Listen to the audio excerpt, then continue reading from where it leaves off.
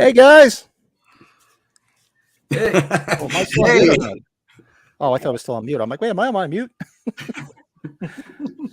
So we're super excited to have part of the whole crew here from the Halloween 2 board game video and the creator of the game, right over there. Anthony Masi, Matt Russell. You did. I know you're a big Halloween fan because Anthony was telling us all about it. What was your role in the whole commercial again? I wrote and directed the trailer. There you go. I'm like, you know what? When you go on live, sometimes your brain goes blank, and the shape is right over here. So if you guys love it, he also did the score as well, right? Well, yes, there he is, right there. Yes, that is the Michael Myers who did a amazing job. Must have really studied Dick Warlock. Yeah, for 40 years. You know, because I know Anthony is. We're all big Halloween heads, and I know Anthony is. He's told us that Matt is. And Lito, you a big Halloween nut too? Just judging from the background. Oh my God. Jason as well.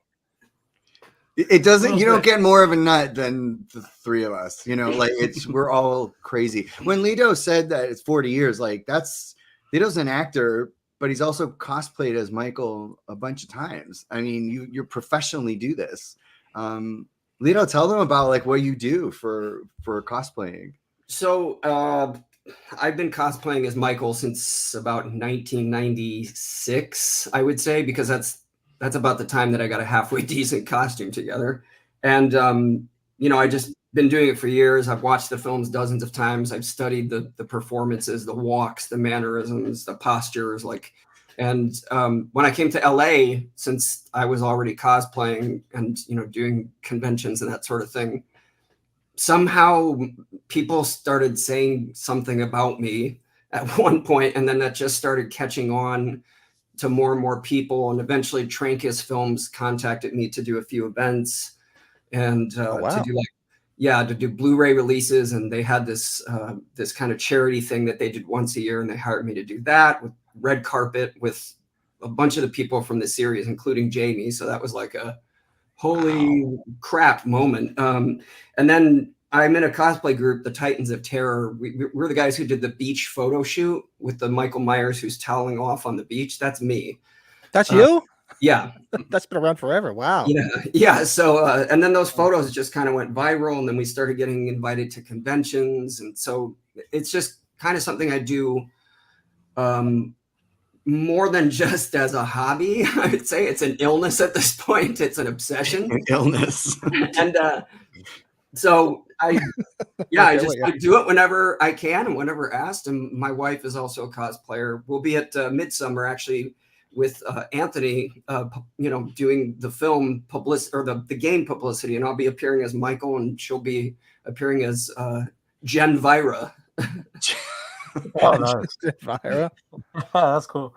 And these guys were kind enough to invite me to be their Michael, and there you go. That's what awesome. He said. He was like, when this idea came to be, you were like, Lito. Right. Like, there's no other person. No, Lito is the first person cast, and also our first and only choice for Michael, because hands down, he is the greatest Michael cosplayer that I've ever seen. So, and I knew that on set, I basically could be John Carpenter and say, just walk. I know you're going to do the walk right. Yeah, just walk. The only difficulty, there were two difficulties with him on set. One was he was always saying, do I do the head tilt? I'm like, no, not yet. Like, I know where it's coming. Not yet. Hang on. And then the other was he just kept missing he kept forgetting his lines. That's right. Should I breathe now? Should I breathe now? Exactly. Hold your breath. As long as you didn't say die, like in what the hell was it, Rob Zombie Part 2, when he said die at the end. Right. Oh, that's when I got up in the theater and I said, I'm out. So we should start expecting you at some of the cons. So it's going to be the H2 board game Michael. How about that? Yeah. Oh my God, that's amazing. Autograph the game. Yeah, you now have that unique distinction, my friend. That's a cool thing to have. It's so interesting you said. I mean, it was officially licensed, so you could say, well, now you could add Lito, Velasco to the list of names. Yes. Because they reviewed it, they approved it, they they approved the script first. So the way this happened was it was Matt's idea to do the trailer. It wasn't mine. I mean, Awesome. I'm my company. We were doing the Kickstarter and all of that. And you need a video for your Kickstarter. I mean, you don't have to have one, but they're like, put a video up. People respond to videos. So Matt said, because we've been wanting to work on things for a long time, he said, let's do a trailer. And I'm like, that I can do. Like, and so what we shot was not what he wrote originally. Right. We had an entirely, I mean, initially this was a much smaller idea. It was like, okay, we'll shoot it in a friend's house on an iPhone, you know, and obviously the inclusion of the game in the trailer breaks the fourth wall, but I still wanted it to be rooted as much in the reality of the movie as possible. So back when we thought it was going to be set in a house, I'm like, all right, it has to be set very early on in the movie before he gets to the hospital. And well, fortunately, we live near South Pasadena, where that alleyway is, right where Mrs. Rod is. So the first thing I thought was, and we agreed, we were like, oh, the production value of being like at that alley, like we got to go there. So we went down. When did we go down? We went down sometime in September, like at 1 a.m. or whatever. We're driving around. Not that late. It wasn't that late, right? But we wanted to go late because we're like, we're going to crash it. One night we're just going to crash and just like film there. And there was a cop there the whole time, right? There was somebody sitting in their car parked, and he was very like a guard. Somebody was in their car, and we're like, oh my God, what do we do? And so he took his phone out and we're recording. And I'm all like nervous. I don't know why I'm nervous. I'm like, so they're going to like put us in jail. I don't know. But it didn't look right. That X that's on the telephone. The telephone was no longer there.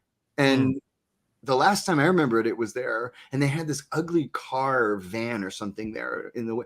And we're like, it doesn't really look like the alley, but that's where we started was to. Well, it's just the cars are obviously modern, so that's true. You know, I'm just like, this is a great idea. You know, in the premise, I mean, I wrote that version. The premise was going to be a nurse walking home from work on Halloween night, 1978. And so the first draft, which is always your first ambitious because you don't have to figure out how to do it yet. So she was going to pass the Doyle house. And when she got to the end of the block, she was going to hear what she thought were firecrackers. Obviously, they're Dr. Loomis's gunshots. Then she was going to pass the alley and not notice Michael's silhouette walking down the alley. And then she was going to pass the front of the Elrod house, and she was going to hear the scream and think it was a prank. Then she was going to arrive home. Right. Her teenage daughter and her friends were going to say, we just heard on the radio that 3 people have been killed. Michael breaks into the house and they have to vanquish him by playing the game.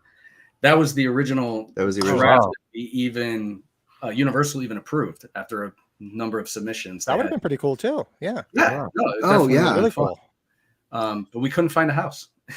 Can you believe it? We could not find a house. But we couldn't find a house that looked like it was from 1978. Yeah. But then once we got that script approved, it was literally the day Universal approved that script. Again, after several attempts, because they pushed back on a few initial ideas. Right. We were going to, let's just tell them, we were going to recreate Nurse Jill's kill with the clogs falling and kind of do that same gag in like a kitchen, you know. And then left the back door open, and then when she goes to close it, Michael was going to step in the doorway. Yeah. And we were like, let's do that. That'd be awesome. And, you know, yeah. So then the hospital idea popped up. Well, I think it was the day we got that script approved, I said, I was like, this is Halloween 2. We can't not put it in a hospital. It's just a hospital. Yes. And I turned to him, I was like, I got to start from scratch. And, you know, Tony, the very experienced, very responsible and supportive producer that he is, said, what are you, crazy? We already got approved. Like, we got approval. You don't go back. You're like, no. Yeah. But so a discussion ensued. Right. And basically I said, just let me write it, read it, make your decision. So I wrote it, which was still a little different from what we wound up with, but he read it and he just said, I think it's as good as the other one, but I'll submit it. So yeah, and then, you know, they approved it like right away. They're like, sure, as long as there's nothing in it that like that's offensive, and you know, they really didn't have any say in it other than just approving what we wanted. make. So they weren't like, you need to, they did make sure that we used a very specific Myers mask and outfit. They needed to approve that. And Lito was very key with that, because, you know, first thing we did was we called Lito and said, are you available? Do we need to do this? And there was nobody else. I mean, you understand, like, the value you brought, Lito, and we've told him this, but, you know, but we're telling you now. I mean, we didn't have to worry about what Michael looked like, because you just did everything right. And these, you know, we knew what we were getting. So, you know, it was just so valuable to cast like the right person. But we even went to a fitting. So they told us, remember that? Okay, so this is what we did. They said you had to use the licensed trick-or-treat mask, because that would, you want to make sure your Michael doesn't look like Halloween 1's Michael, or Right. 4. You have to make sure it's very 2. So they said you have to use the trick-or-treat mask, and you have to use the outfit. So I went online and I bought an outfit, and we actually went to a tailor, because I thought they were gonna have to fit it to Lito's body, and all we did was cut off like 3 inches off of it. He filled it out perfectly and everything. And that woman who did the tailoring never called me back, so she still has this outfit. Like, she's still, I don't know if I told you, they never called me back. But then Lito said, I have an officially licensed trick-or-treat outfit with the bullet holes and all of that in there. So what did we do? We called you. How did you prove you had it? Like, I think I had an email from when I purchased it from Trick or Treat Studios. It was a limited edition release that they did of the Halloween 2 coveralls. And I remember when they went live, they sent it in an email. They're like, buy them now, because we only have like a handful. And I was like, "Blah." So I grabbed them. And so I just sent them the email. I forwarded it to them and said, look, here's the receipt. Like, you know, so.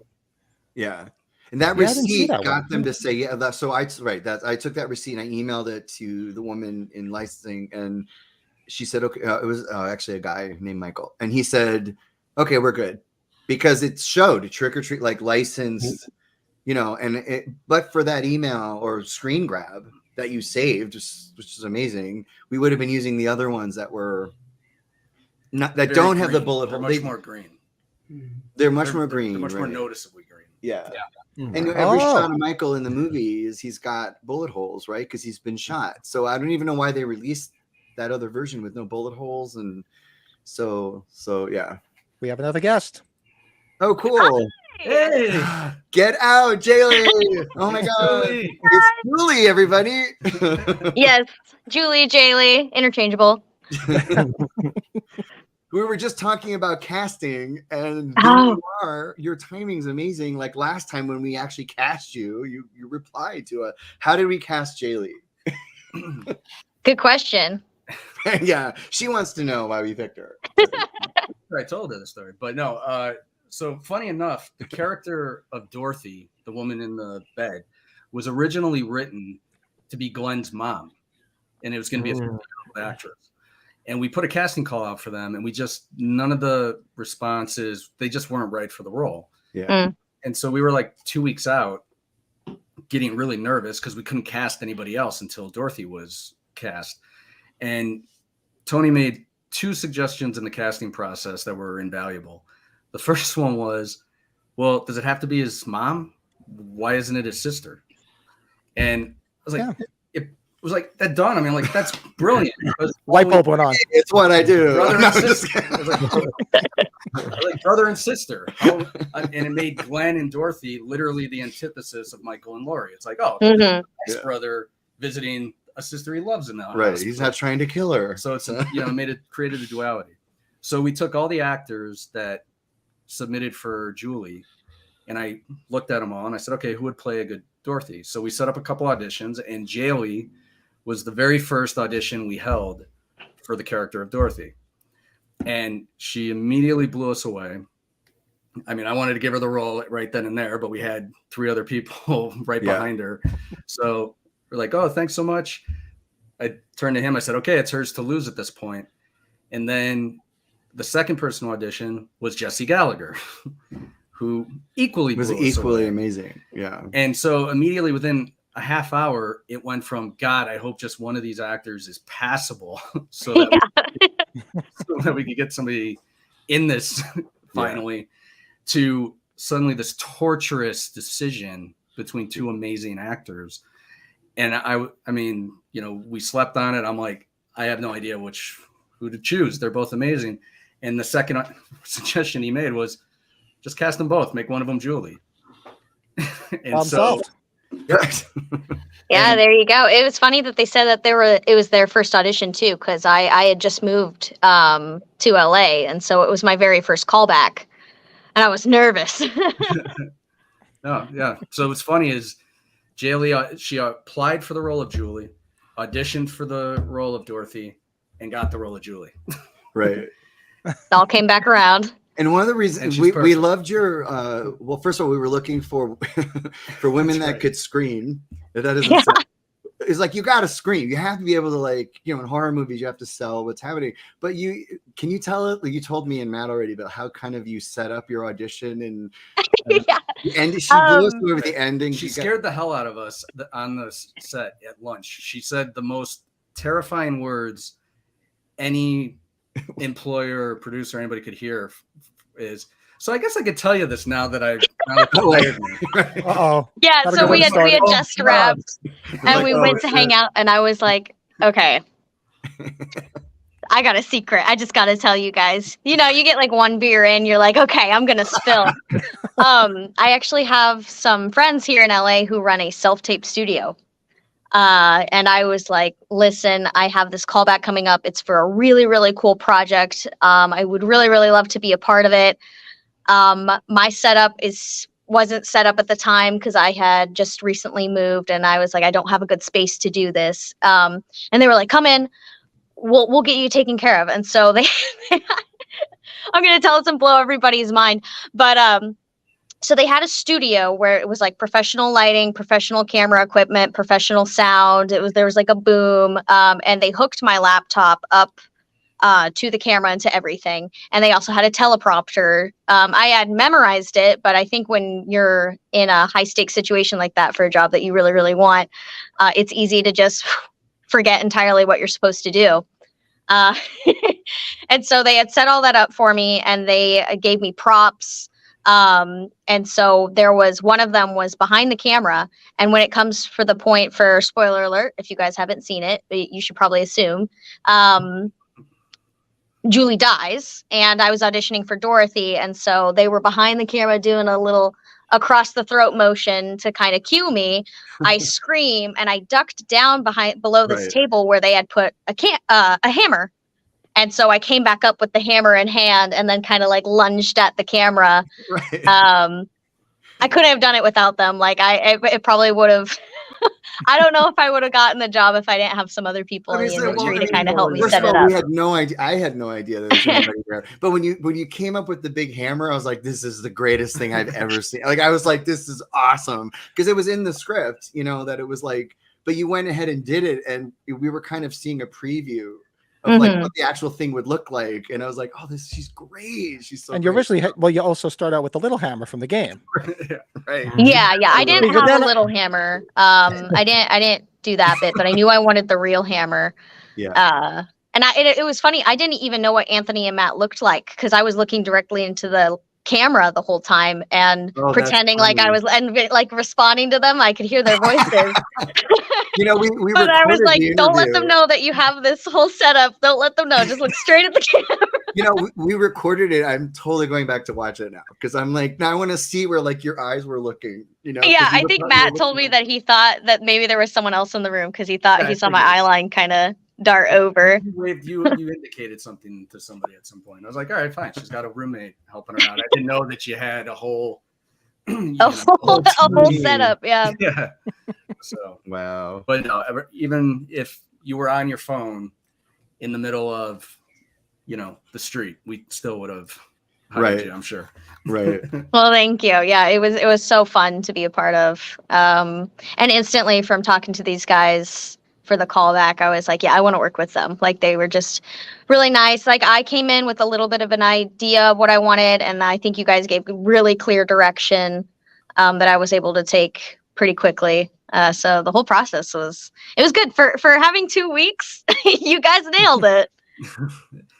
Well, one of my favorite moments being my first directing gig was we were very lucky. We had a full cast rehearsal about 5 days before the shoot. And so I measured the standing hospital set and then taped up a mock-up to scale in an empty office. So we were able to block out the whole scene. And so, we have Jesse sitting where the bed would be. We have Kevin sitting next to where the bed would be. Jaylee's supposed to be carrying the games in, and then we were blocking the final scene. And Jaylee turns to me at one point. She says, "Why do I go there?" She asks the actor's question, like, well, why do I stay on this side of the bed when I want to go to the other side of the bed where there's an obstacle between me and the door?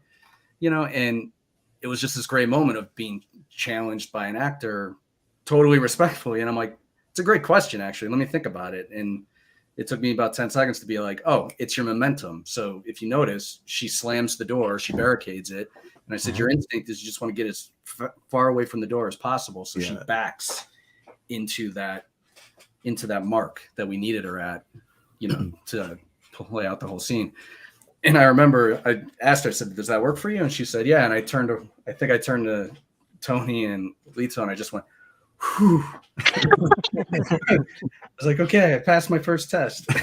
Yeah, that answer definitely helped. I was like, okay, totally. And I feel like in that moment, like, Julie's a nurse, like she kind of wants to be at the front to help Dorothy instead of hiding behind her. Right. Protect. So, oh my gosh, can we just talk about how ambitious of a shoot day that was? We walk in and we see the shot list, and it is like every minute is marked. Like it was so ambitious, and you have a certain amount of time that you have to get all these shots done in the place, and it was probably one of the most, oh gosh, what's the word? Productive. I don't know. It was a very good day. Like we were keeping up with the shot list. Everybody was like keeping in good spirits. No one was on top of each other. Everything was still like really well rounded. Even though Matt was kind of running around a little bit like a chicken with his head cut off, he still kept it together. He wasn't like yelling at anybody or raising a big fuss or anything like that. Like it was so ambitious, and we pulled it off, and everybody remained professional and optimistic throughout the whole thing. It was just insane to be a part of. Well, the wonderful cast is the reason for that, because you guys knew everything. Yeah, you guys knew, you were very well prepared. Yeah, I think only one take was ever blown by a missed line, and it was a take that I think we still used, because I'm like, okay, so that one line doesn't work, but everything else. Otherwise, we had the rehearsal. I did a Zoom run through with each of you guys the night before, so you guys knew exactly where to start. And I also apologized to them, profusely leading up to the shoot, because we had to start with the final scene. And usually you don't want to do that with your actors. You don't want to tire them out at the beginning of the day. So I said, look, I'm not trying to be, careless or not respect your energy. This is the scene that we absolutely have to get in the can. In case something goes wrong later on. And they were on it. And I also told them we're going to have to basically do the entire scene every take all the way through to shoot as much as we possibly can and have options in the edit room. And, Jaylee's a stage actress. So I think she was really prepared for that. The whole cast has stage experience, and just once again, nobody messed up anything. Everybody was on it. Everybody got along. And, we literally couldn't have done it without you guys. So It's a quick question for Jaylee from Marie. Jaylee, has this project helped your career since the production or after the release? So the tricky thing, thank you so much for the question. The tricky thing right now is that the industry is kind of at a standstill. Oh, that's right. Yeah. So not yet, but I believe that it will. I got some really, really great footage from this. The editing is amazing. It looks so cool. All of my friends and family were stoked for me, especially being featured in Fangoria. How cool. So cool. So I believe that it will help me. But right now with the writer's strike happening, and the actors are about to go on strike, it's been hard to find jobs for the moment. And I've just been working at my regular jobs just to save up more money. I'm still non-union, so I'm trying to get into the union, and that's expensive. So it's been kind of put on pause, but I'm really excited to add this footage to my acting demo reel, and I believe that it'll help me out, because any footage is good footage when you're starting out. I'm still starting out theatrically. Whereas before I was, doing a lot of stage shows, and you don't get any, you don't really get any footage from doing stage shows. All you have is experience. Right. Right. So I believe that this will help me in due time. I mean, you Maybe got when killed- you got the killed by industry Michael kind of Myers. goes I back mean, to it. Yeah, I mean, you got killed by the greatest cinematic horror villain ever. True. So cool. So cool. So, And okay, thank I you have to again, ask Maria. I you, just saw your sorry, comment. I appreciate that. I will say that whenever you find the dead body in the room and you look up and it pans from the ground up, the horror that you see in your face was really well played. You did a Oh, thank really you. good job being terrified. And then you get to see, of course, Michael for the first time. It was so cool. So you did a good job with that scene. That was great. Thank you. And it's that scene is interesting. I thought about screaming. I thought about doing the classic like terrified scream, but it didn't feel it didn't feel appropriate. I felt like it was much more like oh no, and quickly run back and take care of Dorothy and try to instantly problem solve. And Lito was a great help with that scene as well, because he didn't have to be there, and I know that he was probably tired having the mask on and had heavy breathing, and he was double masking it under there.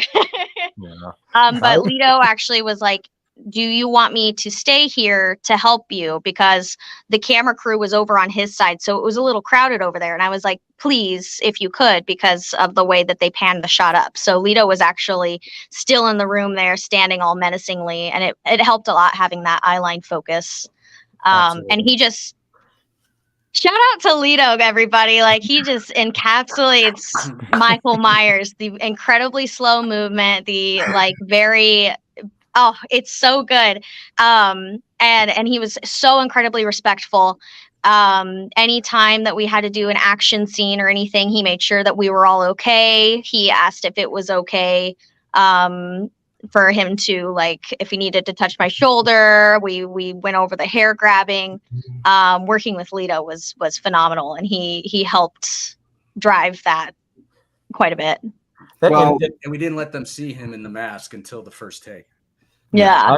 I have to also add to that good, scene real quick, is whenever you get done seeing him and you run away, he subtly follows you with his head. He doesn't even go after you. His head slowly begins to move as you go out of his view, as if he's in no rush. And that's the best thing I liked about part 2. Yes. Was that when he was even chasing Lori, was very slow and methodical. He wasn't rushing. He was very slow, knowing that he was going to get the kill. It's like, I'm going to get you no matter what. Yeah, I'm going to get you no matter what. Absolutely. And that look that he did when you ran out of view slowly and just waited. Oh, I love that. It was like, that is the spirit of age 2. That's what it's all about for me, is that cat and mouse, Well, thank so you. Thank you. It's Jaylee mentioned, trying to be there for the other actors and making sure they're safe and all that. I basically started in theater. So even when I'm on set and when I'm in front of a camera, I will always try to be present if someone's getting coverage and I'm not in the camera viewfinder. I always stand there and give them their lines and give them reactions and emote, because it's like, that's how I'm used to acting.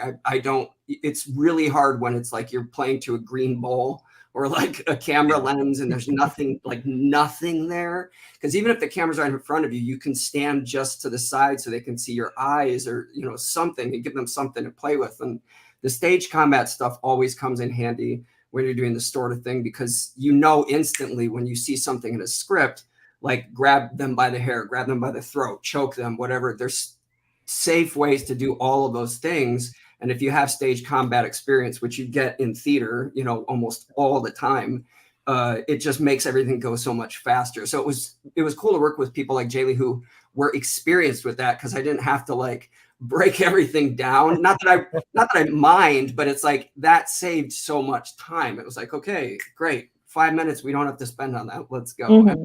And the other actors were like that too. They were all very, trusting, which, if you're playing someone like Michael, or if you're playing a character like in the slasher films I've done, where I've had to do some pretty nasty things to people, it helps when you know people trust you, because like you just know you don't have to like be overly apologetic afterwards, because that's my habit is to be like, I'm sorry, I hope you're okay, I hope that didn't hurt, you know, like, but I didn't have to do any of that and like deal with any like residual guilt, because we had actors like them who were so amazing to work with, and so just like, go for it, like I'll be okay, I promised. And I mean, I have to jump in here because when you actually this is the scalpel that we used. It's Oh, it's nice. a 3D printed. It's right. It's not a real scalpel, and we actually we sanded down the tip of it so that, like, you know, you can't really cut yourself with it. And I thought, oh, well, that's perfectly safe. But I got to be honest, Lito, when you had it in your hand, and then Jaylee was, you know, like this, I got nervous because you were holding it like this, and I went, I don't care if you've like. I got nervous because I thought, well, it could still really hurt her. So my question for you, and I guess I never really asked you, was like, how do you, I mean, you're in a mask that has limited view. I mean, I know Michael can kill anybody, but like if you're really wearing a mask, you'd be hard to see that. Plus you don't really even see what you're doing. So That's a great question, because I want to let you guys know I never felt that scalpel on my neck once. were you It scared? never actually Did touched you- my skin. Were No. you ever concerned that this was going to like cut you at all? Or No, I mean, and I think Oh what my helped is God. Lito came in instantly on the day and said, "Hey, my wife made us cookies," and I was like, "All right, I can be scared of this guy." But yeah, Lito, how did you manage that? I think it's just, you know, 20 plus years of wearing a mask in public. And also, I used to be Matt knows I used to be a basketball player, and I used to study miming, and I've studied clowning, and I've studied Greek theater, mask acting, and all of that is very much physical. There's nothing like you can't do as much talking with some of these characters, so you learn to be very precise with your motions. yeah. Especially with miming, you learn like just how far 6-inch reach and things like that are. So it's like, I think all of that just led to my being able to know, even if I can't see, I know exactly where my arm is. Like I know, like when we did it and I start to pull, I know exactly how far to pull, and then I can stop my arm at that spot, and I'm not going to touch her. Like, and I think it's just from all the years of, like I said, doing all these events and photo shoots, and, you know, being in slasher films and all that, you develop this weird set of skills. Like, you know, I did a film where I was running over a long career, skills that make you a nightmare for people. Can kill with scalpel without hurting anyone. Like Yeah. that's the bullet point on your resume. How do you put this on a resume?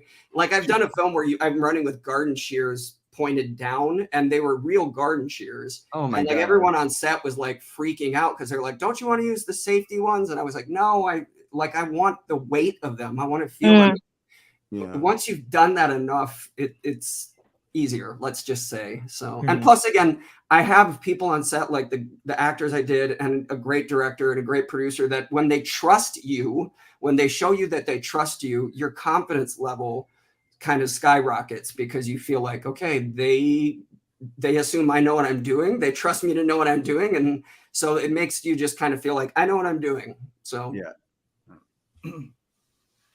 And we're just blown away because we were watching, of course, I think I messaged Anthony the day the Kickstarter went live. I mean, we all set an alarm at 10 o'clock to make sure we didn't forget to get on right away. You know, That's amazing. it was like Christmas morning. All right, come on. Oh, wow. Christmas time. So we could all order it because you can see we're lunatic collectors. And wow, congratulations. That thing blew up. It really did. Yeah. That It's so just blew up. crazy. It's doing really well. I mean, we you know, we just want to let people know, like, if you're not pledging to the campaign, you're not going to get the expansion packs that come Right. with the game. So if we make it available anywhere, we would promise you, you'll never see those expansions outside the Kickstarter, Which So just- includes the Laurie Strode game piece. Right. You might want that game piece. and the That's trivia cool. round, and all, you want all those extra pieces in there and stuff like that. So Absolutely. I love that you set an alarm. That's awesome. Also, another Well- quick shout out to Jaylee. Those are her earrings in the. Oh Yeah. Oh, the pumpkin earrings, right? Yeah, those are her. Oh, really? Oh, yeah. I was gonna comment on those because I was like, man, my fiance would like those. I got them at like a Walmart or something, but I had them. And Anthony showed me the pumpkin pin with the cat on it the day we met before the shoot. And I was like, oh, that's cute. And then in the morning when I was like collecting my stuff, I looked at my earrings and I was like, no way. I have those same exact black cat on a pumpkin and earrings. And so I grabbed them and I showed up on the day of and I was like, what do you guys think of this? Because they told me to, I mean, it wasn't a requirement, but they were like, find something if you want to add a little bit of flair, because there's that nurse in the movie that has the green belt. And so I was considering maybe some kind of belt, something like that. And then as soon as I saw the earring, it was like a light bulb that went off. I was like, I got it in some little Halloween pack of earrings, and I was like, these were meant for this shoot. Absolutely. You were meant for this shoot. Ah, thank you. That's what it means. Do you, question do for you Anthony. still? There you go. Can anyone say why Halloween 2 was chosen for the game? He actually answered this on the last one, but I'll let him take it. Why you chose Halloween 2 to do a board game? Yeah, well, I mean, our partner in this whole Stop the Killer is a partnership between my company, Masi Media, and Fright Rags, which is an online horror merchant. And so they have licenses they have access to. And so we were going through them. And Halloween 2 is one of my favorite horror movies of all time. I love that movie. I never get tired of it. And so just the idea to be able to do a game based on Halloween 2, it was like, yeah, but we need to do this. And I knew that, and they make the games look incredible. I mean, I don't know what I did with the game, but The Halloween 2 game? yeah, That's right that was right here. But I mean, just the cover alone looks amazing. You know, the back of it is, you know, a collage of kills. Maybe I'll cover her face because we changed it. But yeah, I mean, you know, the game just looks insanely incredible. I mean, their artists do an incredible job. So, you know, so Halloween 2 is at the top of my list. And then Ben over there, who runs the company, just said, yeah, we got to do that. And so, you know, we're all passionate about Halloween, you know, and I've worked on a lot of productions, and the last thing you want is somebody who's just not into it, you know? Yeah. Just that's like the worst thing. I worked with an editor once that was like, I don't like horror movies. And you're like, well, what are you doing here? What the hell are you doing here then? Yeah. So Halloween 2 is a no-brainer. It's a niche audience, but Halloween is so big, you know, like everybody, it's, you know, the biggest horror franchise I think of all time. I think so. Maybe not. But yeah. So that's why we did Halloween. Here's a good Stefan, who's one of our loyal followers. I had a great idea for another game, Halloween 3. Stop the game. Stop the big giveaway. Stop the big giveaway. I love it. That's awesome. Yeah, I mean, that's definitely on our list, just letting you know. But there's a list. There's like a long list of titles. The Halloween 3 trailer idea is pretty cool. Oh, I must yeah, say. he's already got it down pat. He's got it right in his head It's already. already, you know, so. Super cool. So I just had a question. Of course, you know, when you go live and you start doing these things, everything just goes right through my head. I saw it leave. Yeah, it just went right out the door. So how much longer does the Kickstarter have to go? So the Kickstarter, I think, has, let me just check. It's got 17 days to go. Mhm. And then we move into a pledge manager, which is I clicked over here. I think I lost you guys. Let me see where you are. There we are. We move into a pledge manager. So it's the pledge manager is an extension of the Kickstarter campaign. So you can go on in there and spend a little more time. You can buy more games if you want, but new people can sign up as well. If you wait until the pledge manager, you're going to pay more. So you might as well just pledge for it now and just get your, you know, it's easy to register for Kickstarter. You just get, it's a free, you just register for free and then you add it to your cart and you put in your credit card and order it. But the pledge manager will allow more time for people to pick up the game. So, and we're also doing a show where Stop the Killer has a booth at Midsummer Scream, which is a convention in Long Beach at the Long Beach, California at the end of July. And we're going to have a booth there and you'll be able to get the game there as well. Matt's going to be sitting there with me. And we're going to have some games from our previous releases there. We're launching a new book. Because our company also we release novels based on these. So we did the My Bloody Valentine novel, which was written by my friend Armando Munoz, and we're doing Silent Night, Deadly Night. So that's going to be available for pre-order, and we're announcing the next Stop the Killer game there as well. Awesome. Very cool. So now, once the Kickstarter is done and everybody gets their what they've ordered through you guys, Now, because Fright Rags, because we go to a lot of conventions, Fright Rags always has stands at these conventions. Now, are they going to be selling them going forward when they go to They conventions? may. The licensing deal with Universal limits us to things like we can't sell these games outside of US and Canada. That's a big thing. We have so many people going, "Oh my God, I live in Germany. How am I going to get this game?" Well, you can't. So that's the answer. I mean, and there's no workaround. Other if you know someone in US or Canada to pledge for you and ship it to you, fine. But we can't honor any kind of shipping outside there. But we're going to have a very, very limited number of games to sell outside. So I'll sell them on Stop the Killer. Ben will sell them through Fright Rags, but they won't have the expansion packs. So Right. yeah, so you're still getting a great game. I don't want to say don't buy it, but that's the incentive to pledge to the Kickstarter. And they'll cost more later. So we're raising the price outside of it. And that's to honor our backers who are there when we need them. You know, we need the backers to create the game. So And that's the best thing about the horror community is we're all friends, and buy more than one, buy 2, 3, 4, play however much. I got 3. You can gift them to your buddies and pals who may not, who live overseas. Like we got a buddy Colin. Yeah, Who exactly. lives overseas. Who might get my third one. Yeah, I might give him my third one. It's a great community to be selling these to, and I know this whole Universal change that just happened. It's making things difficult. So yeah. Yeah, we're also. I mentioned it to Anthony when he came on last time that see, as collectors, I'm obsessive, obviously, so I like to keep things unopened. So naturally, I ordered. I originally thought I pressed the button for 2 of them, but 3 popped up, and I'm like, should I go back? I'm like, no, I'll take it. What's the difference? But we're gonna play live. So we can't wait. We're gonna want to have. If you guys want to all come back and play live with us. Oh, that's right. You have a board. Well, okay, we'll try that. Yeah, we'll figure out some way to do it because Joe's got his, Brett, our other co-host who's not on at the moment. We all bought extras to open up, and we're like, we got to play this game live with everybody. We'll play with the cast figures from the shoot. Yeah. Another thing. Okay, so I'm just letting you know, Jaylee, I think what we're going to be doing, Jaylee, we're going to be offering your pieces, you, Jesse, and Kevin on the Stop the Killer website is like an add-on. So unfortunately, we can't. I don't want to say anything negative about Universal because they're not negative. They're being nothing but supportive and everything. But it's to go through an approval process is like it could take a month to get something approved.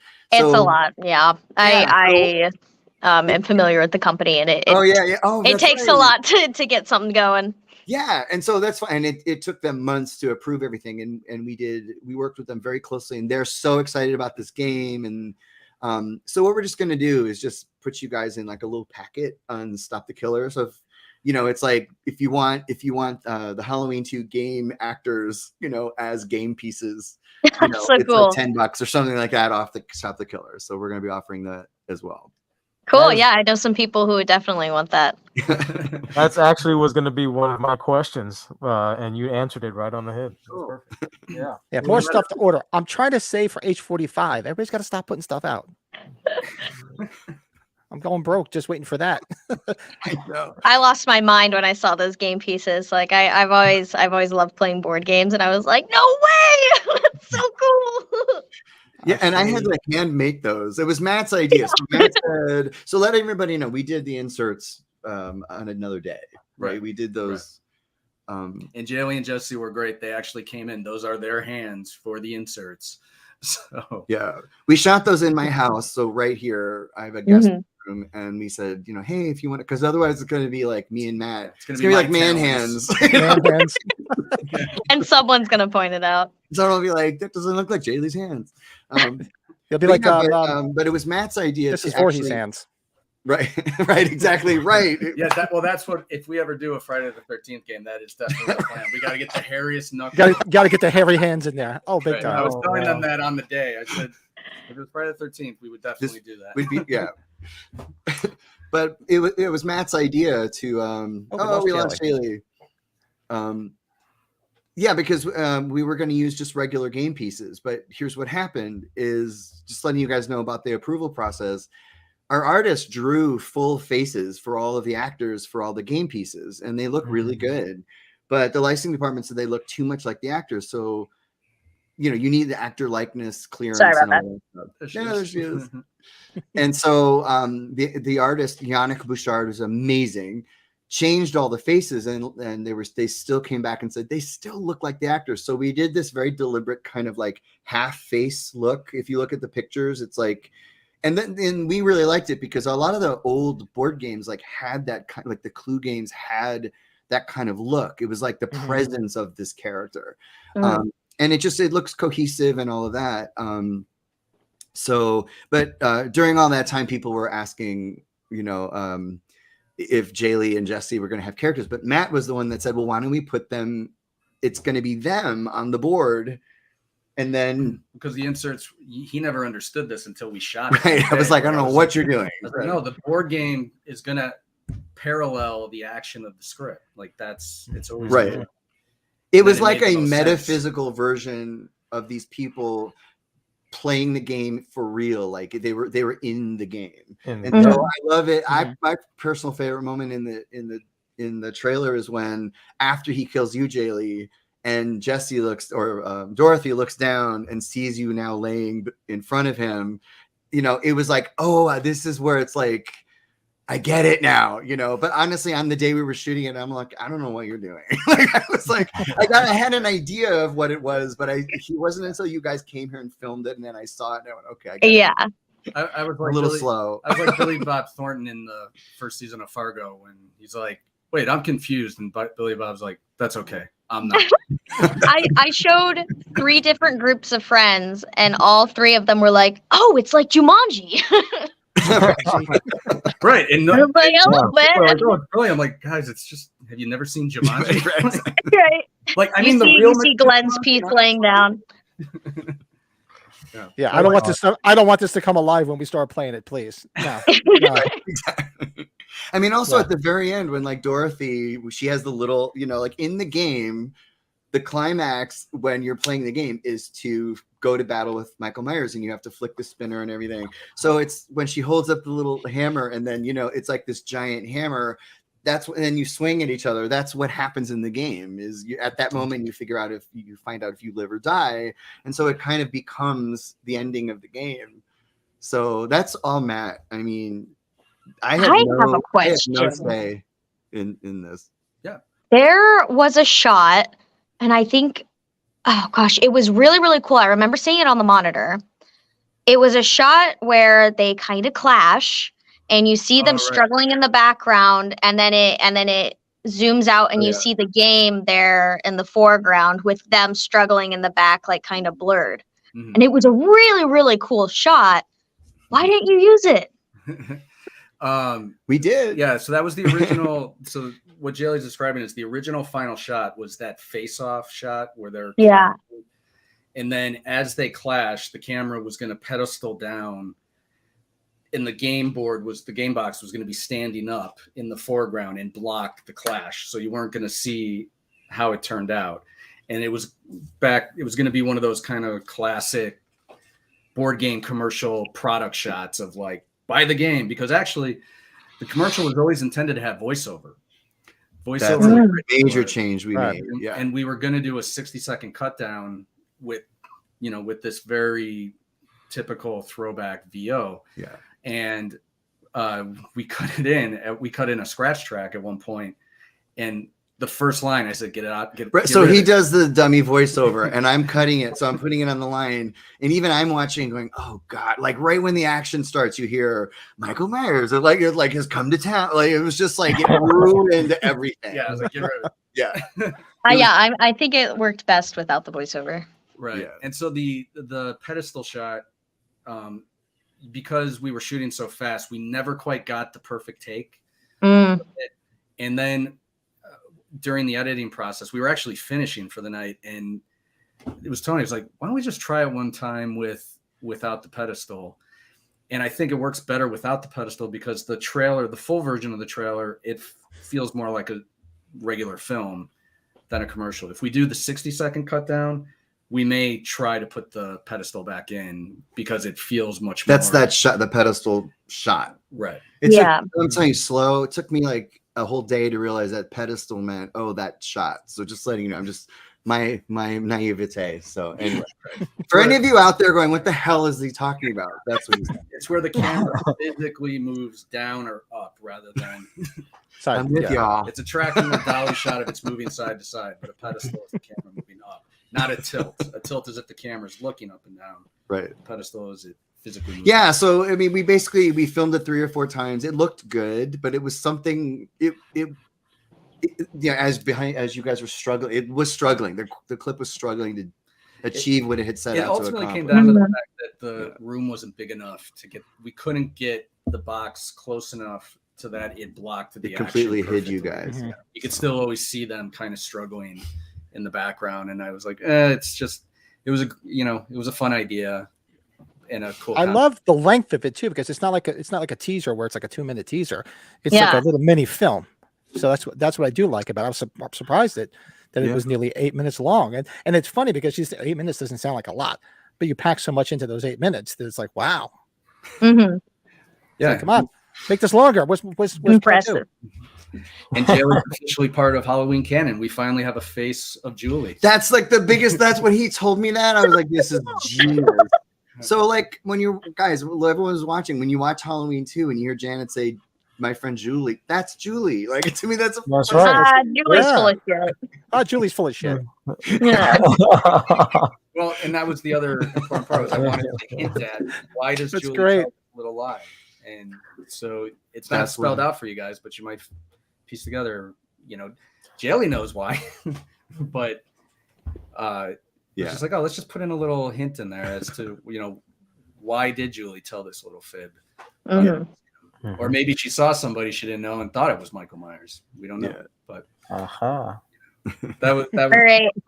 I have to go. I'm technically at work right now and I have to go close. But All right. Yeah, that's so important. nice to talk. Thank you guys so much for Thank having you for me. hopping Love on. seeing you, Jaylee. Great job. Bye.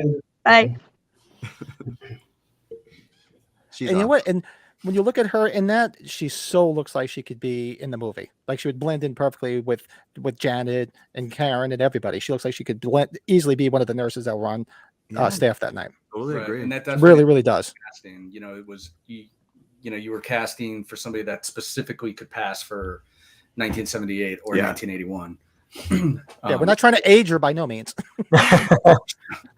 But she just definitely, it just blended. Actually, everybody just really blended in well. Like it could easily just been an extra scene that was cut from the Yeah.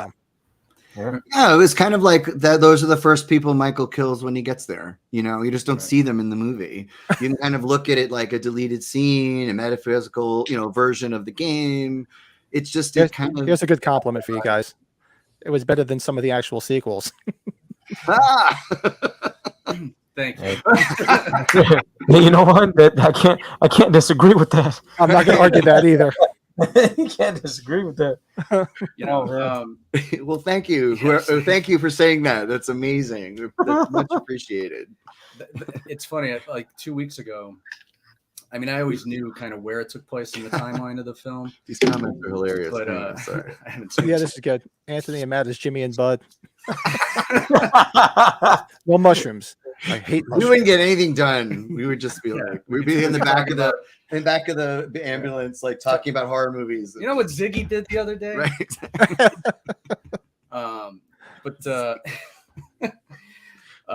No, actually, like 2 weeks ago, I was doing dishes and I was just like, what if I cut for my own fun? I was like, what if I cut the commercial into the movie? Like, where would I put it? How would it fit? In doing dishes, I'm like, That would be I know cool. where Figured it it would be. out. And so I sat down on my computer and I cut it in. I'm like, holy cow, it works. It works so well. You would have thought I Yeah, planned it. I woke And up in the didn't. morning and he's like, check your inbox, and I go click on it. And That's scary. Like, oh no, what happened? right. And I was like, what did you do? And it does. Actually, the scene does fit in really well. I mean, With the they're exception of the game. right. It's like Right. they're playing a game, but like, And the aspect ratio changes. but it actually did match quite wonderfully. So Yeah. It was, Well, this question is, the production is pretty much done on the game. I know you were waiting for some licensing. Did that the clear? production, so the game is done. We did all the artwork. It had to all be pre-approved before we, unlike the other campaigns where we were still working on things, and we also wanted a physical game for the trailer. We needed the game there, but there's a lot of pieces that are not in the trailer because they were not approved. So it was like, well, you can use this weapon, that weapon, and whatever. So we could only show you the kill spinner and a couple other little things. So I didn't even bring those to the set, so they wouldn't even get in there. I just left them at home. But the game is done, and so now the factory is in China. They're sending out a new digital sample with all the artwork revisions, and as soon as I get that, which should be in about 2 weeks, Universal has to see that as well. Once we approve that as like a final, yep, this is good to go, we can actually get them printing, and we're going to try our best to get them to everybody by October because that's Halloween. So we're on it. We're totally on it. And this is my third go around. This is our third game, and so everything, I know what to expect and how to speed things along as quickly as possible. When you're shipping games across an ocean, a lot of things can happen. The boat can sink. My Bloody Valentine, the previous game, got not stuck at customs, but I got this really scary email that said, we're deep inspecting your cargo, and that all I heard was they're going to send it back. They're going to find something, Wow. Man. That didn't happen with Silent Night, Deadly Night. And so anything can happen, but if everything goes smoothly, we should be able to get games by mid-October to everybody. So this is for Lito. I'm assuming this is a relation because yes, we got to talk about the music. Oh my gosh, who is that person? Oh my God. She's really hot. Somebody give me her phone number. That's my wife, Pat. I assumed. I wasn't sure. I didn't want to assume because it could have been a sister with the same last name. So I was just like, it's one or the other. She's being my manager. She wants to make sure that I talk about the music at some good promotion. No, and the music is friggin' it is awesome. They said it blends right in. You could easily throw it on the Halloween 2 soundtrack and it would blend right in with everything else. Thank you very much. That's a really would. That's a high compliment. Then see you later, guys. Good night. Good night. See you later. I mean, the music, I think I've mentioned this in a couple places. The directives that I got from Matt and Anthony were make it sound like Halloween 2 and, keep it in that same vibe, keep it in that same sonic template.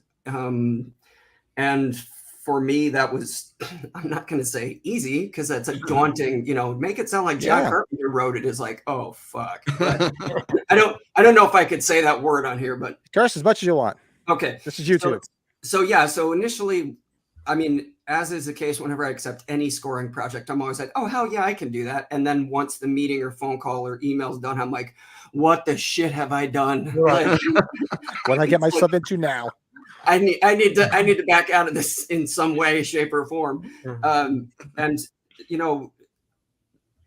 having spent my life loving these films and having spent my life listening to mostly film scores and soundtracks and having studied music and been taught at some of the great institutions in our country like Juilliard and Interlochen and these places where I studied composition and music, you kind of, whether you decide you're going to be a composer or not, if you're a musician and you just know the music, it kind of can just come to you. It's kind of weird because it sounded really terrifying. And there were certain other things that it was like, well, we can't use the actual themes and we can't use the actual motifs because, you get into some copyright issues and all that. So it's like, you figure out which instruments you're going to use just by listening to the score so many times, which I have my whole life. And then once you find those in your library on your computer, you literally just start playing with ideas and stuff. And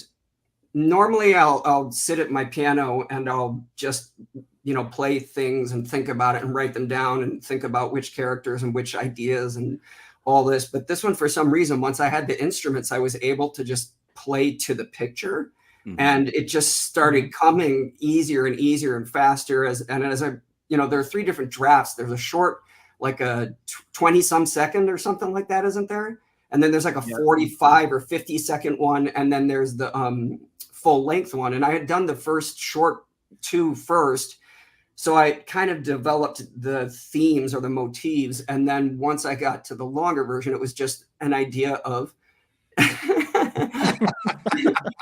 well, I'm sorry. Come on, you're killing us here. Stefan's great. I guess I just fuck up all the time. But yeah, once I got to the long trailer, I basically just expanded on all that stuff that I'd done for the short trailers, and it just I don't know, I'm not going to say it was easy, because again, it is very scary. It's like when I did the Hellraiser documentary that I scored, and they said we want it to sound like Christopher Young, or when I do any Elm Street projects, they say we want it to sound like Charles Bernstein or J. Peter Robinson or whoever. And when you grow up listening to these scores and you idolize these people, you think, oh, I can do that. But much like I'm sure Matt thought, like once he started writing, he's like, I can do this. Can I? It's like there's a little bit of fear, but you have to just kind of have at it. And thankfully, they were very supportive. They liked what I did. The changes that we had to make were super, super minimal. It was mostly timing things and shifting things slightly to line up in all the right spots, which happens when you're, scoring to picture. And, it was just a pleasure of an experience, because, Matt said one of the nicest things I've ever heard about my music. He said, I want you to create a version of the end credits that goes on for 14 minutes, because I literally could listen to it that long because he liked what I did so much. And that was very, my request was an hour. I'm still waiting on It was an hour. You cut it down. No, I want an hour. No, it was very an hour long. Yeah, he wanted it to just keep going. So when you hear things like that, it's very encouraging for someone that sometimes has a little bit of imposter syndrome. It just fuels your confidence when you have people that are that supportive and that open-minded to trust you. Again, there was a lot of trust involved, and I think it just came from them knowing that I know the material the same way I know Matt is like a walking encyclopedia of Halloween. I know that Anthony is like a walking encyclopedia, passionate Uber fan. Like we trust each other on this project in a way that it doesn't always happen. There's a lot of second guessing in this industry.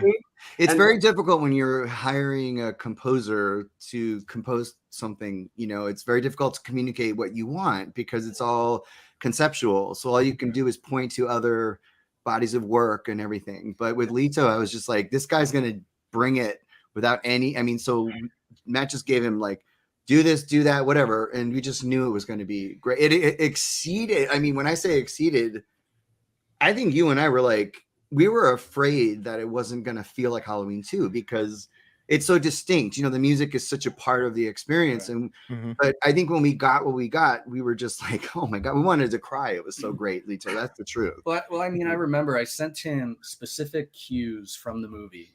And I said, okay, from here to here, something similar to this. From here to here, something similar to this. And I also sent tracks from some of the other films that I love to be like, this particular sting. Yeah. Halloween 4. Yeah. This particular sting, I want this one. And I told him, I said, if you can get some, the most important thing is you want it to feel like it's an unused track from the same recording sessions. Mm-hmm. But if the sweet spot is if it sounds familiar enough, but it doesn't sound too obvious, like we're trying to avoid copyright. If it sounds too obvious that we're trying to avoid that, then I would prefer it to just be completely different and still sound like it was recorded on the same instruments. Yeah. And so when we got what we got, it blew me away. The end credits especially. And, I think my favorite, part of the reason I love the end credits so much is that it's the only time I can watch it and not be distracted by my own work and like, oh wait, we got to shave frames off that. We got to analyze everything. Yep.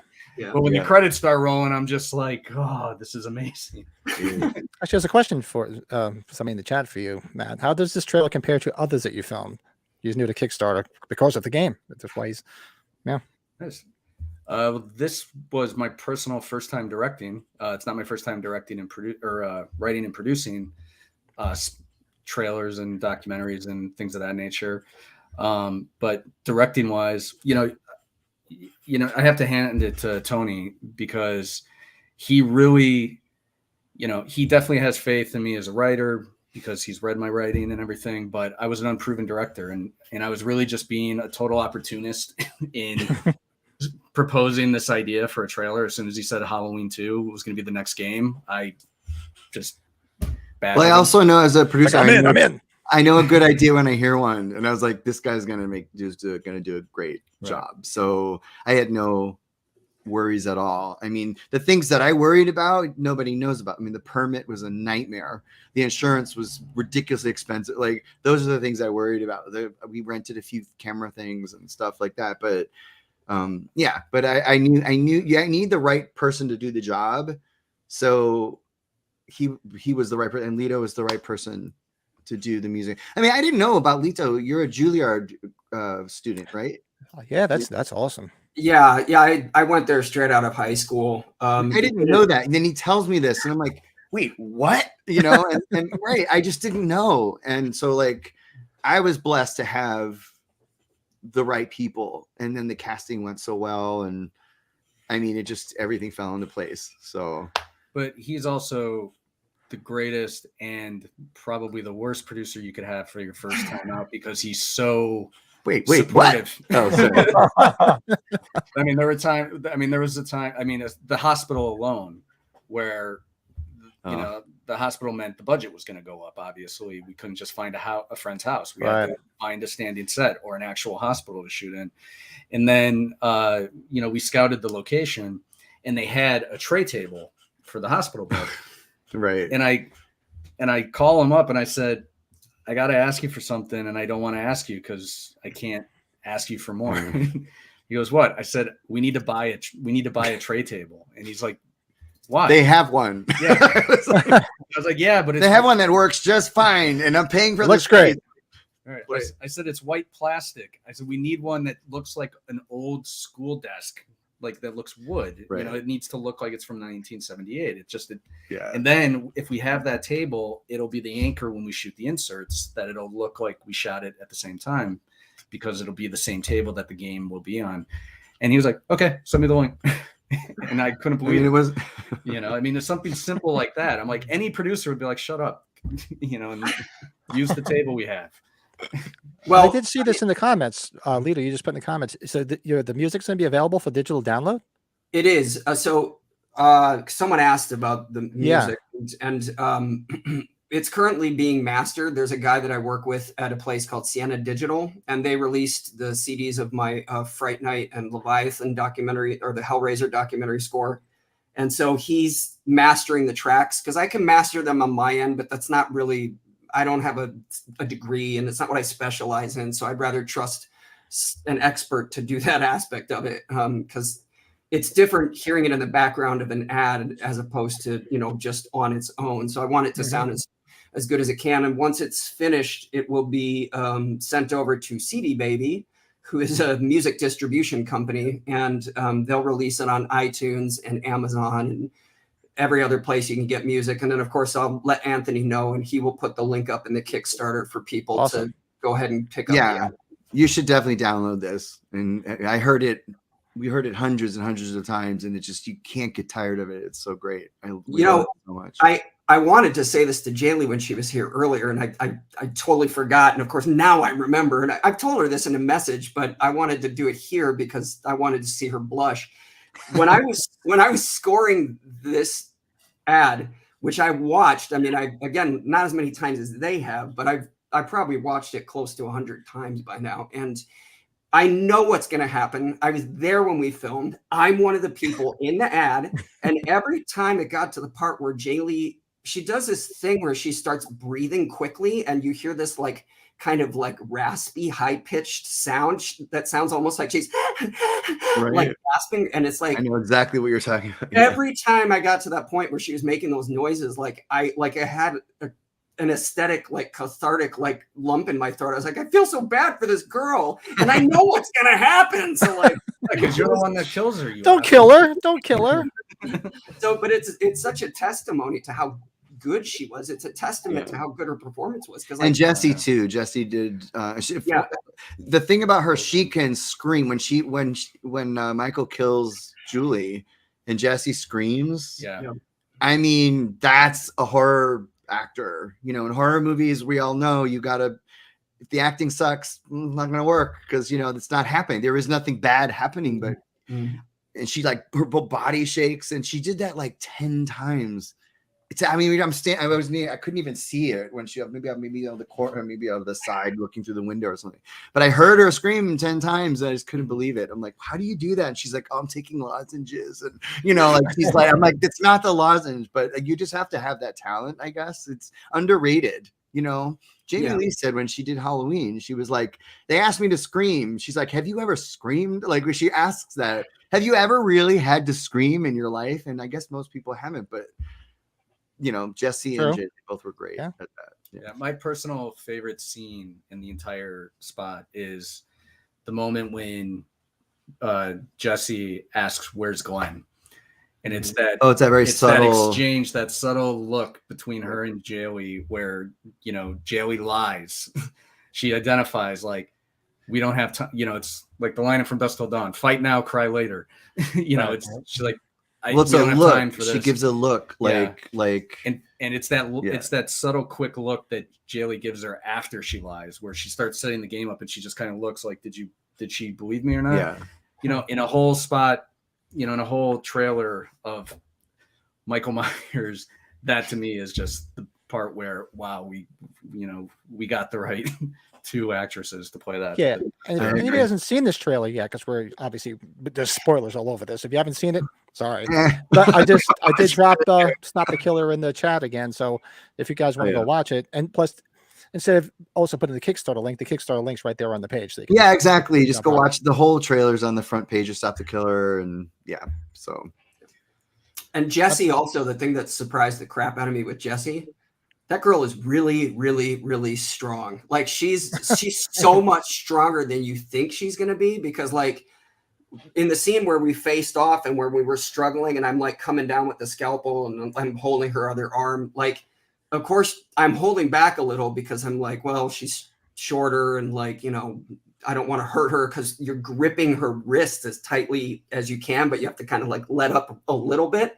She started pushing back at one point in the first take, and I was like, "Oh, I guess I need to push harder." So kept doing that every single take. Her energy was like, it was just unbelievable. Every single take, she had this energy that just like went through the roof, and I kept feeling her pushing back. So then I push even harder, and it's like that we weren't faking it. Like she was actually fighting me, and I was like, Michael's like, Jesus, calm down. Right? Exactly. I want to mention to my masked co-host at the bottom. I was talking to Lito before we went live. Turns out Lito actually did the music and worked on the Fredheads documentary. And Joe just met up with Jeremy Todd this weekend. Yeah, sure did. He's a great guy. Yeah, got a chance to talk to him, and he even signed a little DVD for me. He was a real nice guy, man. Oh, cool. Super nice to meet him. Yeah, if you guys are Friday 13 Nightmare on Elm Street fans, it's a real good documentary. Absolutely. Yeah, it's on Tubi right now if anybody wants to check it out for free. So yeah, it went live today, I believe, right? Mm-hmm. Today. That's awesome.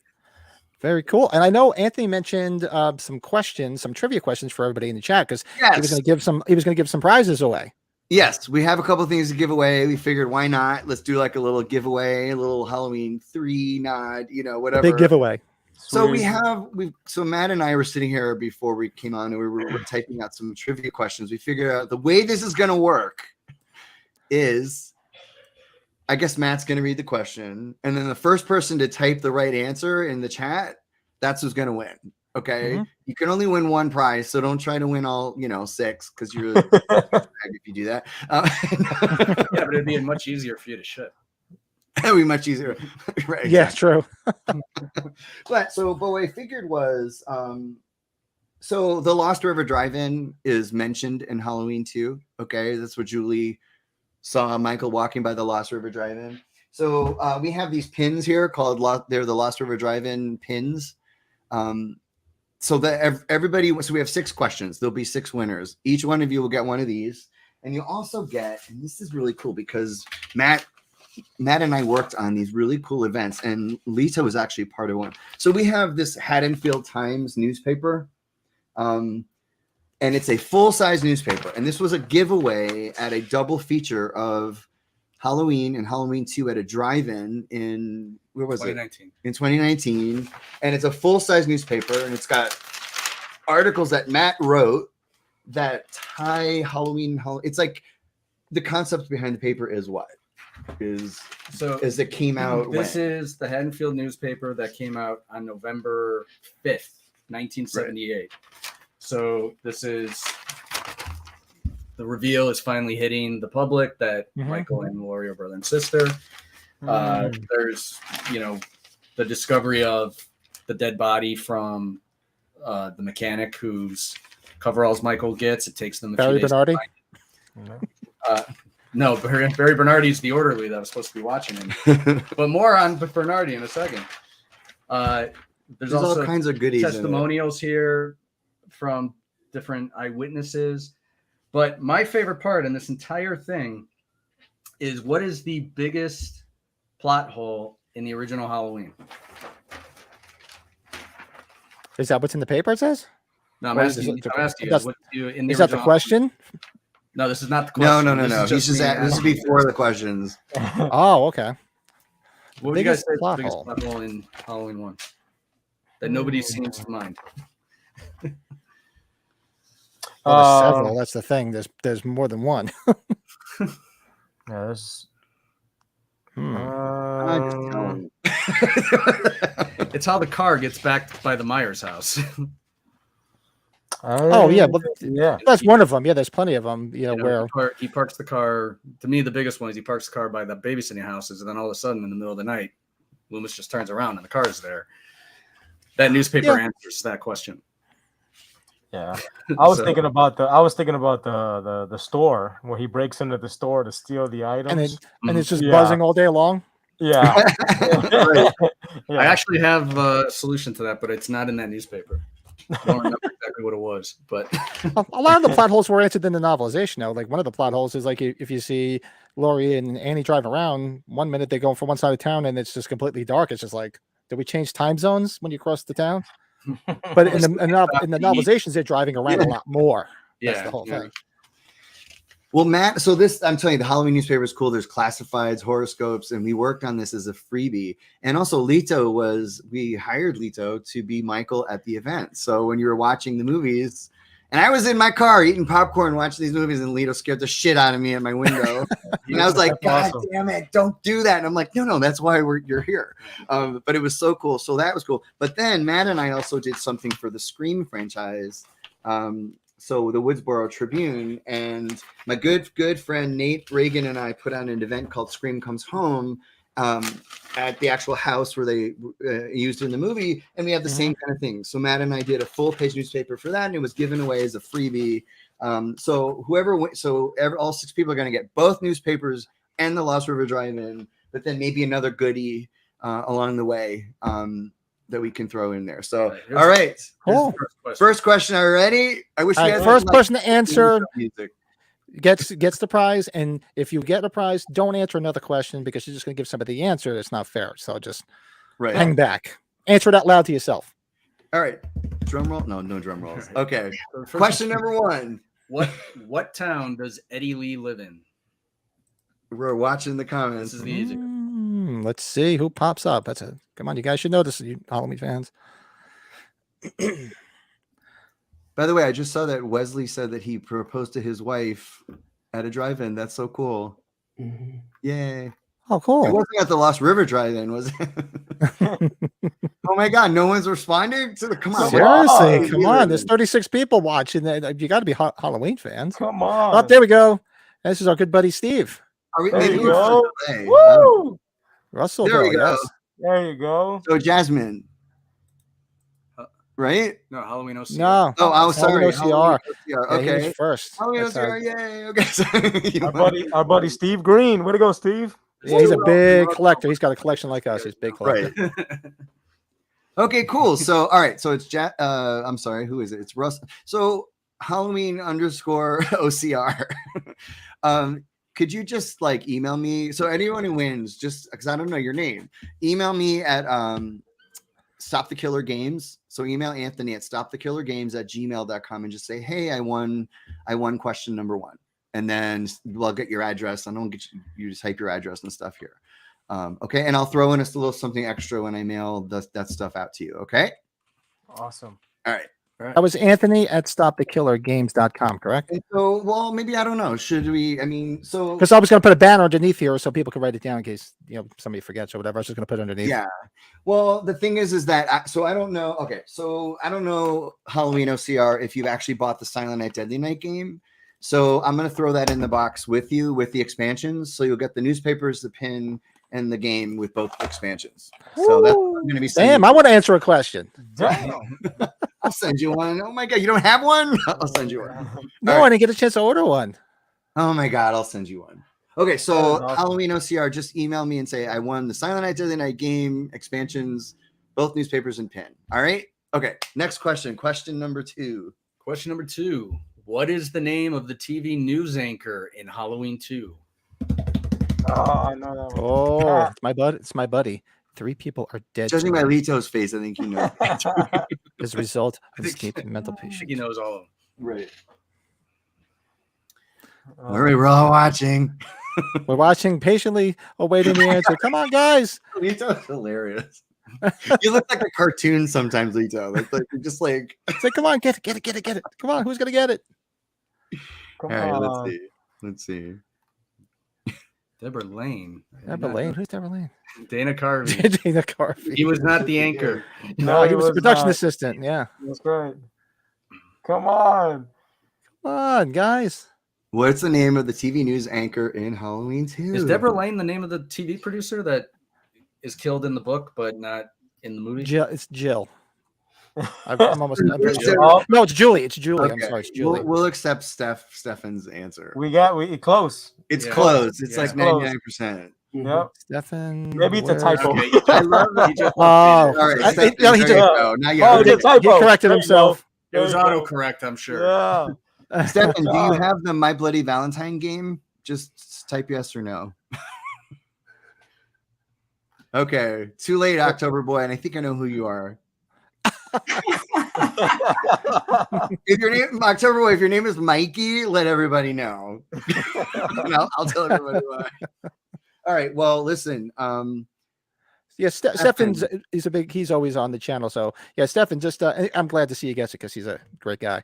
So just Stefan, email Anthony. So we're going to give you the My Bloody Valentine game, which has both. So the My Bloody Valentine game with both expansions. God, why am I not in frame? Here we are with both expansions, and we're going to mail that. So email me at stopthekillergames@gmail.com and just remind me what you've won. Okay, and then I'll make sure I'll put it aside and mail it out to you. That's Question awesome. number 3. Actually, no. Oh, it's a different email you just said. Now it's not Anthony at Stop the Killer Games. I'll correct it. What did I say? This is what you said, Anthony at Stop the Killer Games before. Oh my God, no, that's not right. I'm sorry. All right, hold on. Let me. No, so email me. Well, it's Anthony at. So it's not at. I'm like, that's where it's going wrong. It's my email is stopthekillergames@gmail.com. stopthekillergames@gmail.com. Gotcha. Stop killer. What? Now he's saying no. Games. Okay. All right. Question number 3. Matt looks so frustrated. Welcome to our friendship. No, I'm just kidding. No, we're never frustrated. That's awesome. No, we're never frustrated. All right. Question number 3. Question number 3. What's the name of the store by the mall in the Lost River Drive-In? Oh, Oh, that's a good one. it's a good question. See, this is finally questions I know answers to. Damn it, and I'm not going to answer. There are coupons and ads in the newspaper for this place. That's awesome. Oh yeah, there is.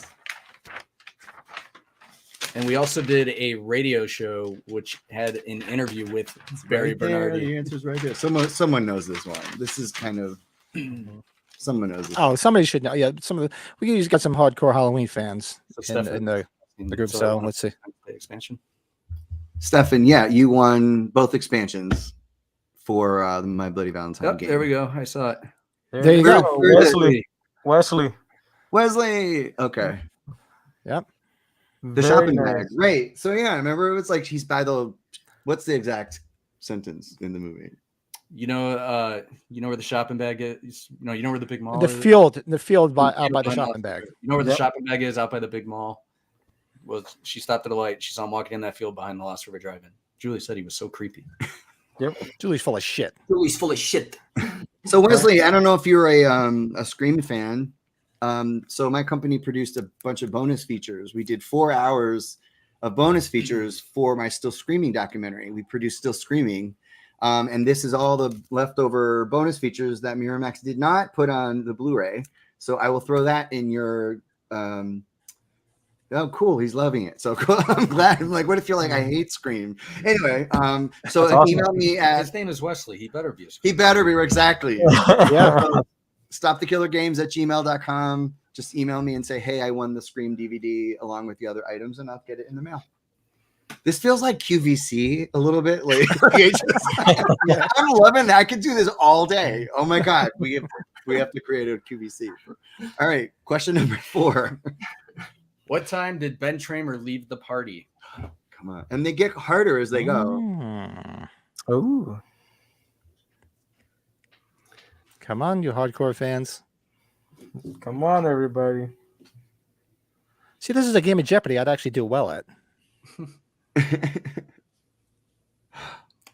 No, but I like that answer. Yeah. Close. Jasmine. All right. Jasmine got it, right? There you go. Yep. He's first. Yep. Right. Christian, it's only Chris and Christian. It's only past 11 when they talk to Officer Hunt, Yeah. Right. but he left the party at 10. So Jasmine Okay. got it. So Jasmine, are you a Paranormal Activity fan? So my company also produced. This is not a mass media promo, but like I'm like. Stop the Killer is Masi. Okay. So This is she not is. as big as the others, but nobody has yes, them. she is. Right. So we have these little pins for Unknown Dimension, which is I'm trying to get the light off it. So Unknown Dimension was the name of the documentary my company produced for Paramount on the entire Paranormal Activity franchise. So these were some very limited edition pins that we only gave to the interviewees that came. So I will throw that in there, and just nobody has them. So anyway, I'm going to throw that in there. So email me at stopthekillergames@gmail.com and just let me know that you won that, and I'll mail it to you. Hope you like. Awesome. Very nice. So this, All right. This question was already mentioned, so I wonder if we should we do a hard one about the trailer?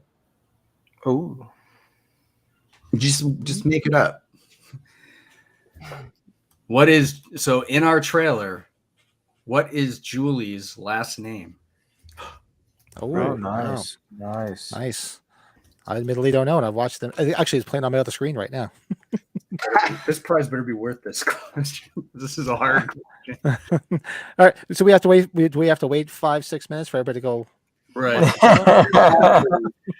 I'll save them time. Her name is not in the credits. Her last name is not in the credits. Last name's not in the credits. Oh yes, you I can't mean the scrub through character it. Julie, not Jaylee. Oh, guess the answer. That's Matt's wife. So yeah, I'm not gonna wait.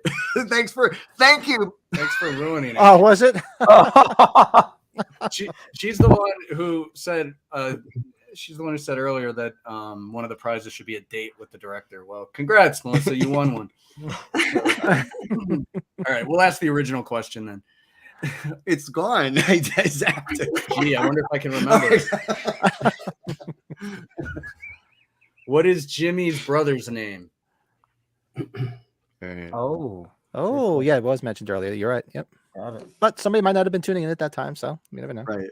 Stefan, by the way, did you get my email? I don't know yet. I haven't checked my email. As long as it went to stopthekillergames@gmail.com, I'll get it. Oh, So. Christian All got right. it. Go. Christian got it. Christian got it. All right, Christian. All right, and I don't know if this is a good gift or a bad gift. I don't know. But You're looking at me, so I have okay. no idea So what it Hey, is. gift's a gift. When we did the Halloween 2 trailer, I mean, some of them, when we did the Halloween 2 trailer, we went to great lengths to find the same kind of crepe paper decorations, those orange and black like decorations, the bats and all that and everything. So this wasn't used in the trailer because I think we threw those bats out. We just threw to, but these are the same kind of bats that you can find in the movie. They're like 90% the same. And they were on set. They were with us on set. So I'm going to throw that in the box for you as well. So you get to hang up your own Halloween 2 bats on the wall. And I'll throw in something else too, just to kind of sweeten the deal. But you'll get the newspapers, the pin, and this. So email me at stopthekillergames@gmail.com and let me know what you want. Okay? This is, in my opinion, the hardest question. So, what's okay, the prize and it's a pretty cool prize. It says. Oh, okay. It's the big giveaway. What is it? It's not the big giveaway, but it's kind of cool because it's a. All right, go ahead, go. Okay. In all of Halloween 2, how many times is Michael Myers shot in total? You think you know that? Yeah.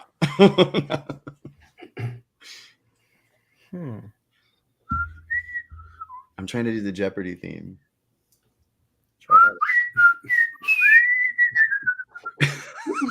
I think I know the correct answer, but it's a little tricky because of the intro when they pick up from Halloween 1. 7 is not the correct answer. Nope. All right, so we have none of these so far. 7, 6, 10, 9, 9, 7. All of Halloween 2, how many times is Michael shot in the entire film? The entire film, start to finish.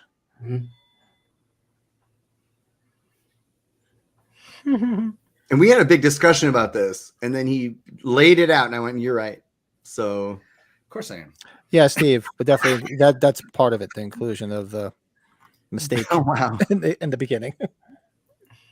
Just throwing out random numbers. I think so. Marcus got it. Marcus, awesome. Jimmy, you just missed it.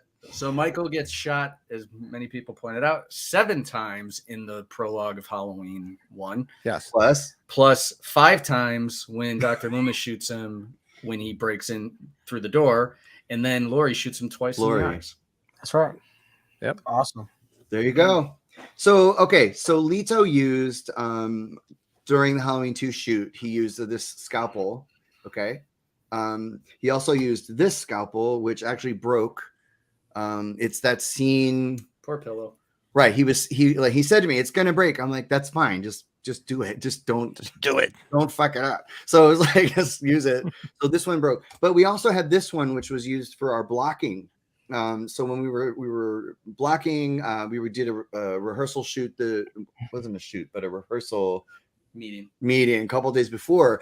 And so this isn't screen used, but it's from the production. So we thought we'll mail you that. It's from our costume tests. And from our costume test. So it's not screen used, but it's part of the production. So we're gonna mail that to you. I figured that's something from the actual production. Kind of makes sense since we were talking about the trailer. And I had my rookie hands all over it. Well, let's do one more. Do one more? Sure. Let's do one more. Make something up. Because I have something here I didn't see. He's cleaning out his closet. What else is in here? No, this is here too. Let's put that away. A fresh yam. Fresh yam. Let me think. Think of another question from the trailer. Well, while Matt is thinking, I want to make sure I say this because I don't want to forget, and I don't want it to get cut off at the end. I have said this online already, and I've told them each person to person, but I wanted everyone to hear when Matt was talking earlier about Anthony being the best producer that you could have. Mm-hmm.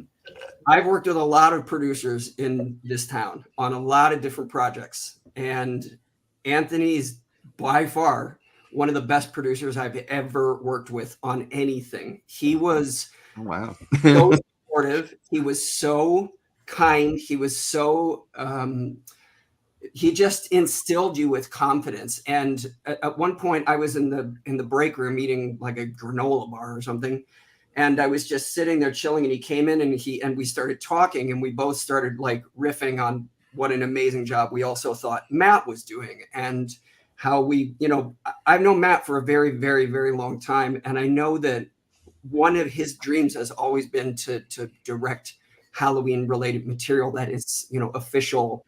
And, to see him get to live this dream and to do it as well as he did was an honor to witness and to be a part of. And, to have a friend and a producer like Anthony, who was just so excited for him that it was contagious for everybody on set. I wanted to let everyone know that that's something that's very rare. I've been on productions where everyone is kind of a downer or like, you know, midway through the day, the energy and the positivity and the supportiveness starts to really wane. And I never felt that for one instant on this set. And it's a really, you know, great tribute to how great both of them are at their job. So I want everyone to know that, because they really, I can't say that enough and people can't hear it enough. So. Wow, that means a lot to me. That means a lot to me. Thank you. Thank you so much. I don't know what to say. I agree with everything you said. I don't know what to say. I don't take compliments well. He's like, I'm not going to argue with you. I don't know. It's go on. Right. Anyway. Thank you, Lito. That's awesome. I completely agree. Like I said, and you know, Tony's the greatest producer you could possibly have. But this totally wouldn't have been as good without Lito behind the mask, doing the music, and the amazing cast. Yeah, I was lucky to have you guys, so thank you. I say I'm very brief. Thank you for your genius. Let's tip our hat on the way out. And let's also point out, Tony edited the short as well. You know, and he wasn't supposed to initially. You know, we had two editors. They became unavailable that were lined up. So, you know, it was mostly him cutting it together and then me sitting down with him and reshaping it. Matt, you know, but provided invaluable guidance. He did everything. He did the color correction. You know, and this is all in addition to all the Stop the Killer, the actual setting up the game and getting it finalized in the Kickstarter campaign. And, you know, he's got other projects. He's got movies he's producing. You know, I'm pretty sure, you know, he's got 3 clones like Michael Keaton. Doing multiplicity. I'm like, Hi, Steve. Yeah, which one are you though?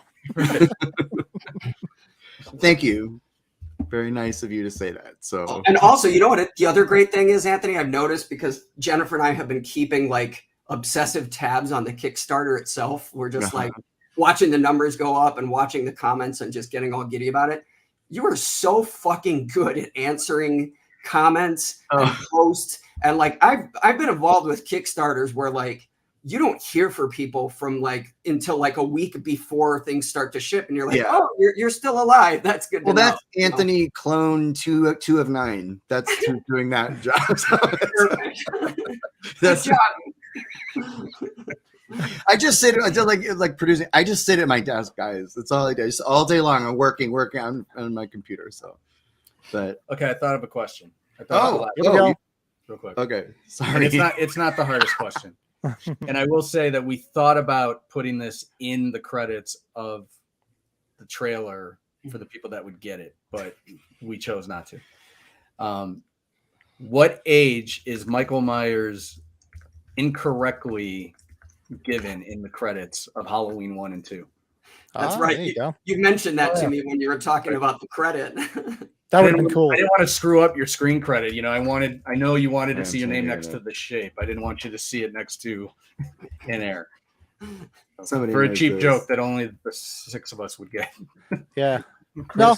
Yeah, we all would have got it. That would have been hysterical. Joseph got it. Yep. There he is. Well, where'd it go? All right, 23. Correct. 23. All right, Joseph. Awesome. So you're going to get the pin in both newspapers, but my company also put out a My Bloody Valentine novel. This is a tie-in by Armando Munoz. I don't know if are you a fan of My Bloody Valentine? Maybe I should ask you that. But you can't get this anywhere. This is sold out. Okay, we only had a limited amount, and every day I get emails from people saying, "How can I get that book?" And I have 2 in my office, and you're getting one. And awesome. Autographed by George Mahalka, of the director of the movie. And it comes with a cool bookmark and everything, but this is insane. This book is insane. So I'll throw that in the box for you. So stopthekillergames@gmail.com. All right.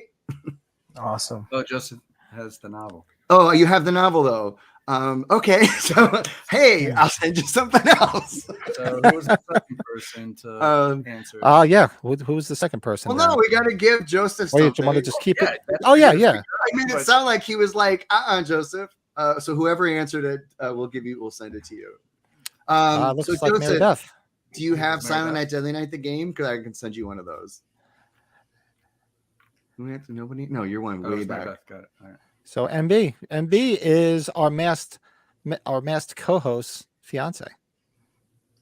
Oh, Wow. October Boy. Okay, October Boy. No. No, it's not him. I think Well, whoever I said think it was 20 Mary Beth. it was Mary Yeah, Beth. 'cause Is it I Mary see- It was Mary. Yeah. All right, MB. Mary Beth. Do you like My Bloody Valentine? Are you a man? I'll answer for her. Love She My Bloody Valentine. I'm shocked here. Like, hold on. I'll answer for her. She loves it. I showed it to her for the first time, and she loves it. She loves it. But Okay. actually, well, if you want, now Joseph's saying I have one, but I'll take a second copy if you guys want to do that. Joseph, do you have? Or do you want something else? Now you're saying you guys like if you want Joseph, something you else. know Joseph, Dude. what don't you have? Joseph, What I'm don't gonna you send you a mystery. You're gonna get the newspapers. I will send you a mystery surprise, and you're gonna love it. Okay. I really hope it's that brand new yam. I'm totally sending you a brand new, fresh from the supermarket yam with the newspapers.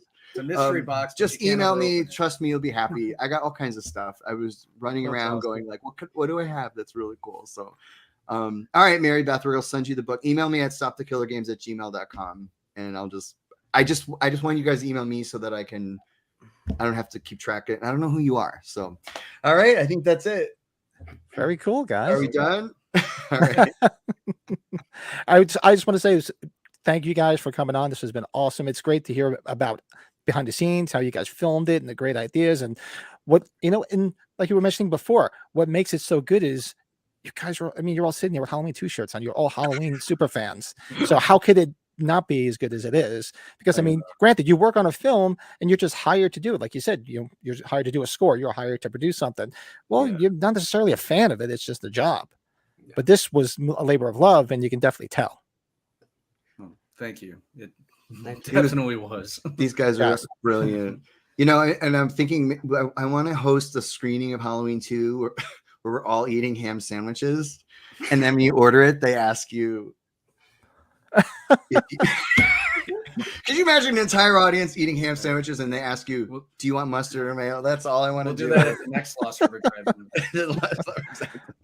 That's awesome. So, you guys are great. Thanks for having us on. You can tell we're passionate about this project, and we couldn't wait for people to see the trailer. You know, we're just like, Yes. oh, we just had so much fun making it. So the fact that you're all watching and listening and it got such a great reception, and so we're so happy to be able to talk about it in detail.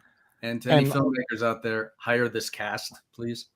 They're all Yeah, give them they're jobs. They did a great job, and we will figure out a way. Like I said, once we get the book, the game itself, we are going to play it live. So you guys are all welcome to play. How many players can you have at once? I forget. 4. You can do up to 4 players, and you can Alright, play so- it by yourself, because say like the 4 of us are playing, okay, so it's like you guys all playing. Michael can kill 3 of you, and there's one person left that's still trying to stop him from getting to his location. So you can play it by yourself, and there's still ways to have fun if you drop out of the game, you know.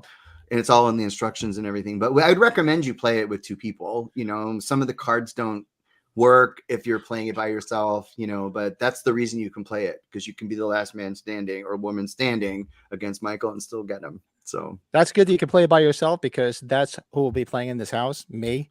Because I'll try to sit down with my kids, and they're going to be like, people. "Eh." You know what I mean? You can There's- still be like, okay. I mean, it's just make it My- work. It's My fun. son and my daughter, maybe. My wife, no. She's like, come on. What do you want to play a game tonight? Yeah. She'll be like, you want to play Uno? Let's play Monopoly. I'm like, no, let's play Halloween 2. She's like, I'm going to bed. No, That's funny. I'm above that. Story of my life. Yep. I feel your pain. Nah, Great, but, guys. I gotta say Yeah, we'll real let you quick guys just go. before y'all Yeah, go go, ahead, Joe. as a fan, it's good to see fresh, new, fun content coming out. Not only as a collector, but a fan of film in general, scary films, horror films in general. So thank you guys so much for coming on, man. I appreciate it. We'll bring Brett in, because Brett finally joined us. This is our 3rd host. And there I'm he is, here. Just in time to say here. goodbye to everybody. Anthony, how are you?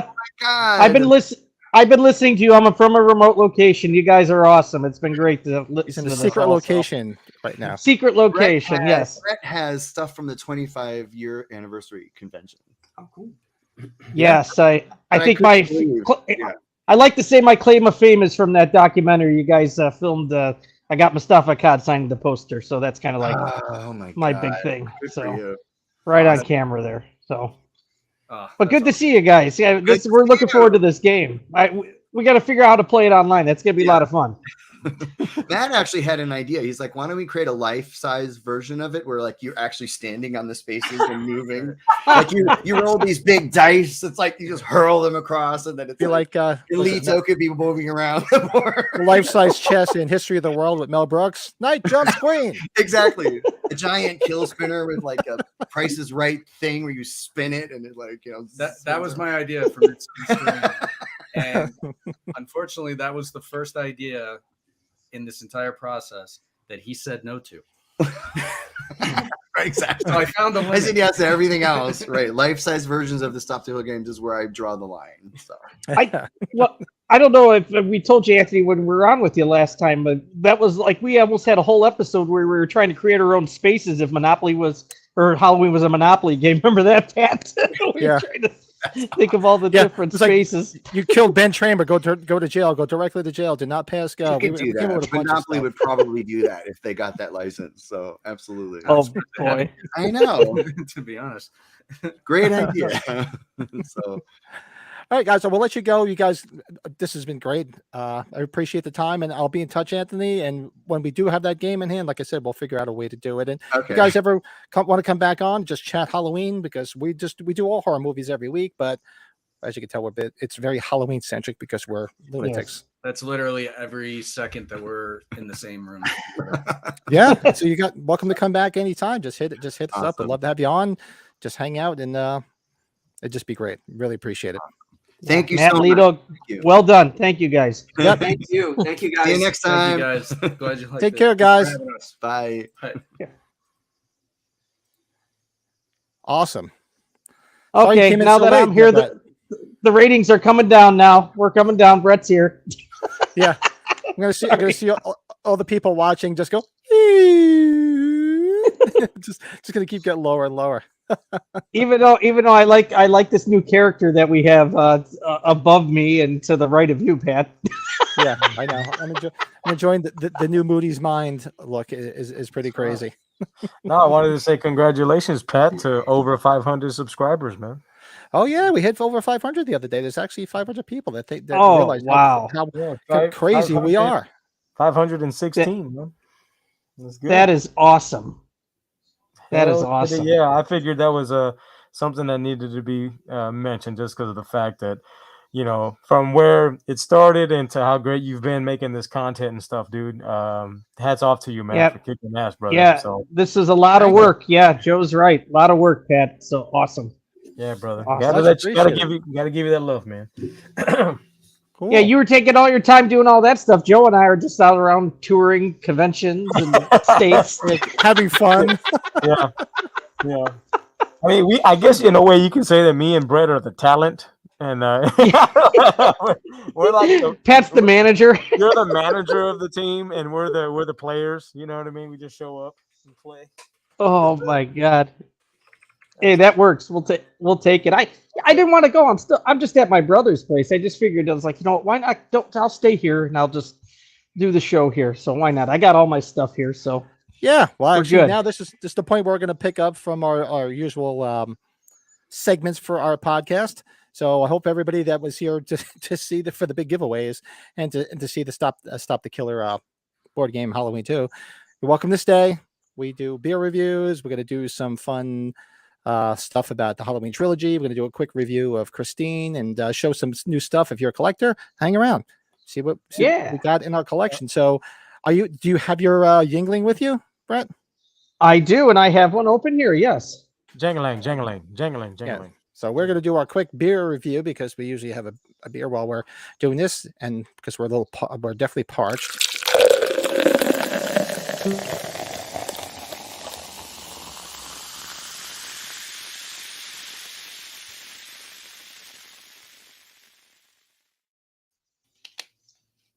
You It's should great be to at home have that. watching this, sitting, not driving. So be responsible when you have your drinks. So this week, oh my God, I almost forgot. I gotta bring everything up here, slides, because I was so involved with everything else. I didn't do that. So let's do Brady's first. Brady's drinking Yingling, the pride of Pennsylvania, where I'm from. I was drinking Yingling the other day. Yes, it's not available in Illinois. It's very sad.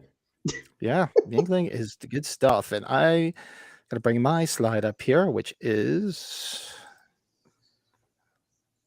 look at that. It is called. Oh, it says Is that a Halloween Atari IPA?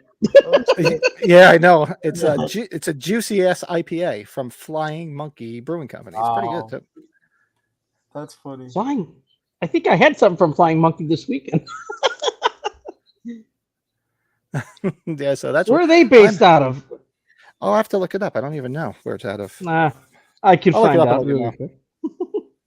Yeah, I can't read. It's too dark.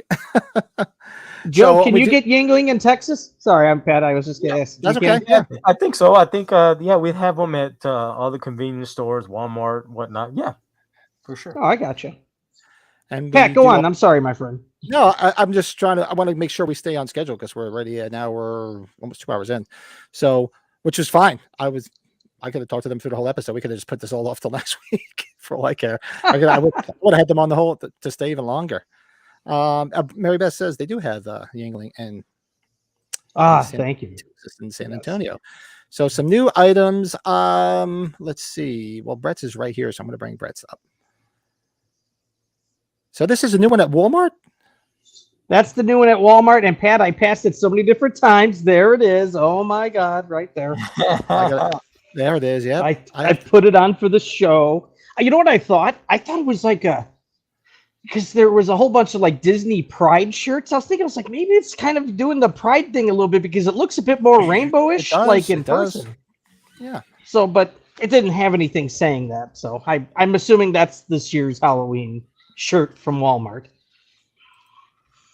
Oh, yeah. What else you found at Walmart? For those that can't, it's hard to believe that was still on the shelves after all this time. Yes, and Pat and Joe probably know this. That's my second one. I gave one to a relative. So that's nice of you, buddy. That's very nice of you. Yeah, with Joe with the tell mask you- on, we should have the other Silver Shamrock mask on. Me and Brett. Yeah. Can I? That's be a good point. You guys have this. So is it me or does that thing look better in the box than it does when you take it out? Just the 1000%. packaging. The packaging makes it look so much better than when you take it out. and You're what like, it what is. the hell is Yeah. this? That is 1,000%. That's just like me naked. You want to see? I look better clothed than naked. Yeah, don't take don't take the robe off. Just leave. Yeah. No, I agree with you 100% on this mask. When you take it out, it looks like straight ass cheeks. But in the box, it looks so much better. It looks so much better. It's I saw because we went to multiple Walmarts on our road trip. They made you guys probably saw they made a Jigsaw one. There's one from the new Batman movie. I was like, what? Yeah. It's like all of these. Yeah, really I've been different. seeing the Walmarts have the Batman, the Jigsaw mask, and some other ones. But they're all of this kind of. There's design. a Jason mask too. There's the a Jason mask. Oh, the yep. Jason one too. Yeah. Yeah, so they're coming out. They're putting stuff out. Yeah, even Kristen says, yeah, it looks great in the box. You know what? If it was probably on a hanging tag, it would look like that really bad one that came out a few years ago that was in Walmart. That looked like it had shit on its face. Yep. And then, Yeah. but what's the packaging? The packaging really makes it. Yep. Big That's time. literally like putting shit in a box and selling it at a premium price. Lito's It's like, hanging out. Lito likes straight. That's Joe's coin phrase. If it's no good, it's just straight ass cheeks. Yeah, that's his. We use that. That's yes. Joe coined. Yeah, he coined it, but yeah, we use it. We do. And Fred, did you see when we were talking to Lito? Lito worked on this with Jeremy. That's Oh awesome. yes, I That's a heard great that. I was tie-in. like, oh man. That is what a great tie-in, yeah. And then I mentioned Joe just met him. Actually, I should have brought the picture up. I guess I got the picture. How did that connection go, Joe? Did you just tell Jeremy that we were having him on? Is that how that worked? Well, Or I remember we had discussed it when we had him on the show not too long ago, and I wasn't sure if I was That's going to what be it able to was. make it, and then did make it going out there to Austin. Cedar Park and at the HEB Center. And I had messaged him on a messenger, but when you're at a con, you're super busy and there's bad connection, and it was pretty crazy. So when we were in line for the photo op, the Big Trouble and Little China duo, it just so happened I was in line and he walked right in front of me, and I was like, "Yo, what's up?" And we were both wearing the Jack Burton shirts, and it was awesome. It was like perfect timing, and we got to hang out for a second. We chit chatted, and we kind of kept running into each other because he was in line to get photo ops too. So it just worked out kind of organically, and it worked out just fine. And we had a second for him to sign this for me, and I was like, "Oh, that's so cool, man!" It was kind of cool at the same time to be in line, and everybody there was in love with Big Trouble in Little China, and the fact that this happened was pretty dope, man. I'm not gonna lie. Well, yeah, that was such a unique thing with Lopan, with him dressed up like that was so cool. Like when you sent those pictures, I was like, Lito wants it on the shirt, Joe. He wants straight ass cheeks on the shirt. Hey, I actually was thinking about doing that because I have it as one of my little things on our channel. When I just hit a button and it goes straight ass cheeks when something sucks. So. Man, that's cool, man. That's cool, Lito. That's for later. My bad. That is a collectible spotlight. And Joe. Well, actually, I'll go first because Joe's got a laundry list of stuff. He's got a lot of stuff. Yeah, Joe is the champion of the month. Oh man. Yeah, I am trying to stay off eBay, but every once in a while things do pop up, and I'm like, and for a reasonable price, so I'm trying not to spend too much. Although everybody knows this is at the bottom of my ranking when it comes to Halloween films, but everybody knows my love for promotional material, so I found this. The UK Halloween Resurrection trailer. Oh, it's nice. Despite the film, it's still cool. That is awesome. Yeah, anything to do with the films, like me, the promotional stuff. I saw this and I'm like, wow, that's you. That's your bread and butter there. And when I got this, the guy private messaged me after that and said, "Oh, I have a few other things." But most of the stuff I had already had. But this interests me because I have a lot of slides that came with the Halloween 6, and I think the Resurrection trailer. Yeah, and the H2O trailer, H2O press kits rather. They had all those slides, but I didn't have any slides for Halloween 4 and 5. So, oh no kidding! I put them under my cool little lights that we keep in our trailer, so you can light them up. So these are slides that would go into the, because I have Halloween 4 and 5 press kits, but I don't think they all came with these. I think there's different versions of the press kit. So I got some 4 and 5 slides, so I had to get those and add them. Those are awesome. Yeah, that's sweet, dude. I like that one right there with the bloody Loomis head. That was cool. Yeah, that's fucking sweet. So yeah, that's what I did add because me, when I see promotional stuff, I am all over that stuff. So that is my haul for this week. Joe's got a lot of stuff, so let's start. Oh man. Okay, so this, as we all know, I love NECA. I'm a big NECA guy, and I'm playing kind of catch up when it comes to these grail pieces here. So as you can see, you got the Highlander medieval set here. You got McLeod versus the Coogan, and he's like, Highlander. That scene when they're fighting back in the day, the flashback is one of the best scenes ever. And I stumbled upon this at a local store. I can remember the name of the store. It's called Buddy's Toys and Collectibles here in San Antonio. You got to go check them out, man. The guy there that helped us out with the sales, can't remember the name off the top of my head, but Buddy's Toys and Collectibles. They always got great things.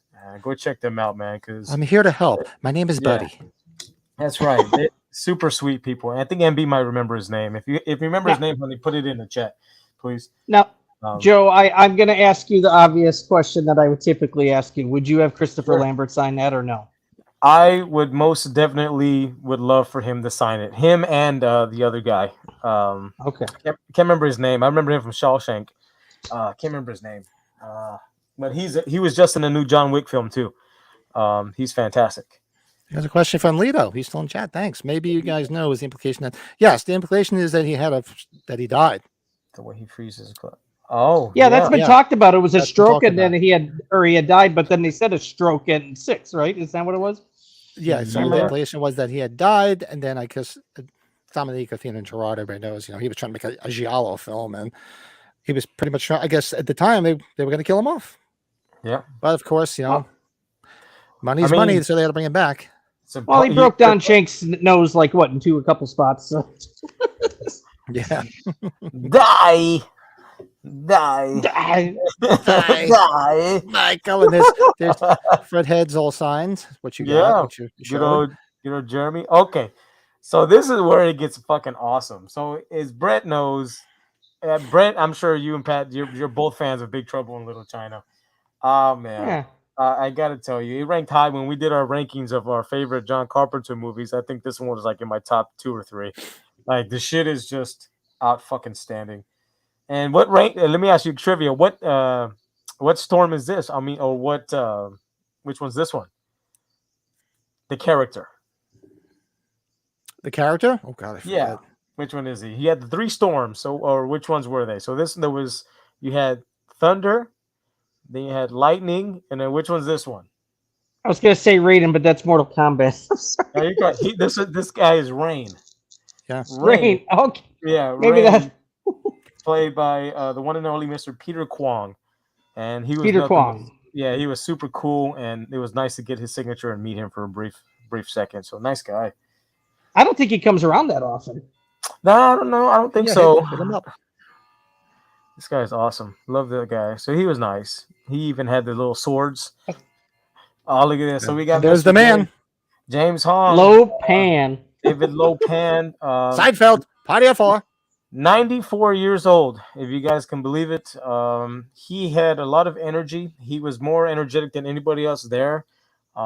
He had his whole family there working, and it was just so cool to see him. And especially when he put on the full makeup and the Lopan makeup, it was just fucking icing on the cake, dude. So my god, that's meeting awesome. him, and you can see his quote there. I had him sign. He said, "You could never beat me," and usually it's Egg Shen, but he just left it at that point blank. So that is just cool, man. That's great. Cool. Yeah, I had to have one of my comic book signs. So there you go, James Hong, right there, Lopan. Super cool. Yeah, you got to take advantage of meeting him at that age. Yeah, cool. You never know, man. Have to. So yes, he is. Cool. Isn't he Booger's master from Revenge of the Nerds? Yes, he was. And they actually had a mini reunion of Revenge of the Nerds. He was supposed to partake in the photo op, but he didn't. He was running behind schedule. So a lot of people were mad because he missed out on the photo op for the Revenge of the Nerds. You're 100% right, Steve. I think we talked about it too. He's Cassandra's dad in Wayne's World 2. Yeah. Tia Carrere's dad. I keep on forgetting that. Yes. Yeah, Tia Carrere's dad. There was a lot of ticked off people because he didn't make the photo ops. He was promoted as being part of that, and it didn't happen. So a lot of people want their money back. But he's 94. What the hell? He can't get around as fast as he can. Wow. What do we got here? Look at that. Another comic? Too. Yeah, how do you have that? And maybe one day I get him to sign that. Okay. So this was a MB all day, every day. Oh yes, George Takei. Hello. She's a fan, and he was actually very generous. He was very nice, and you can tell. Look at his penmanship. Look at that. Very nice writing and beautiful signature. Do you know he owns a bank? Really? I didn't know that. Yeah, he's part of like a conglomerate. They actually owns a bank. Because I remember years ago listening to him because he used to come on Howard Stern a lot when I used to listen to Stern. And then and Howard Stern's like, what do you mean you own a bank? He was like, and part of an investors that had some bank at the time. I don't know if the bank's still around or if it was bought out, or really smart guy. No, he was a pleasure to meet, to say the least. So he was nice. He was nice. Let's see what we got. Oh yeah, the photo op. Had to get the duo photo op. So look at that. That is great. Man, look at my beautiful honey there. We had a good time in Austin, guys. I got to tell you, we went there solely for this opportunity right here.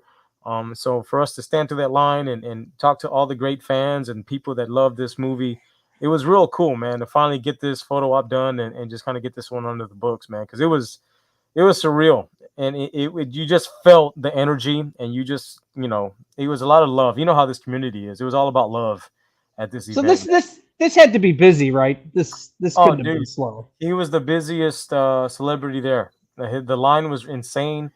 We did the hopping around from line to get the signature went to his panel when they asked him some questions, and then we went to the photo op, and then we went back in line for the signature. So it was all day was just for this moment right here, or pretty much centered around this.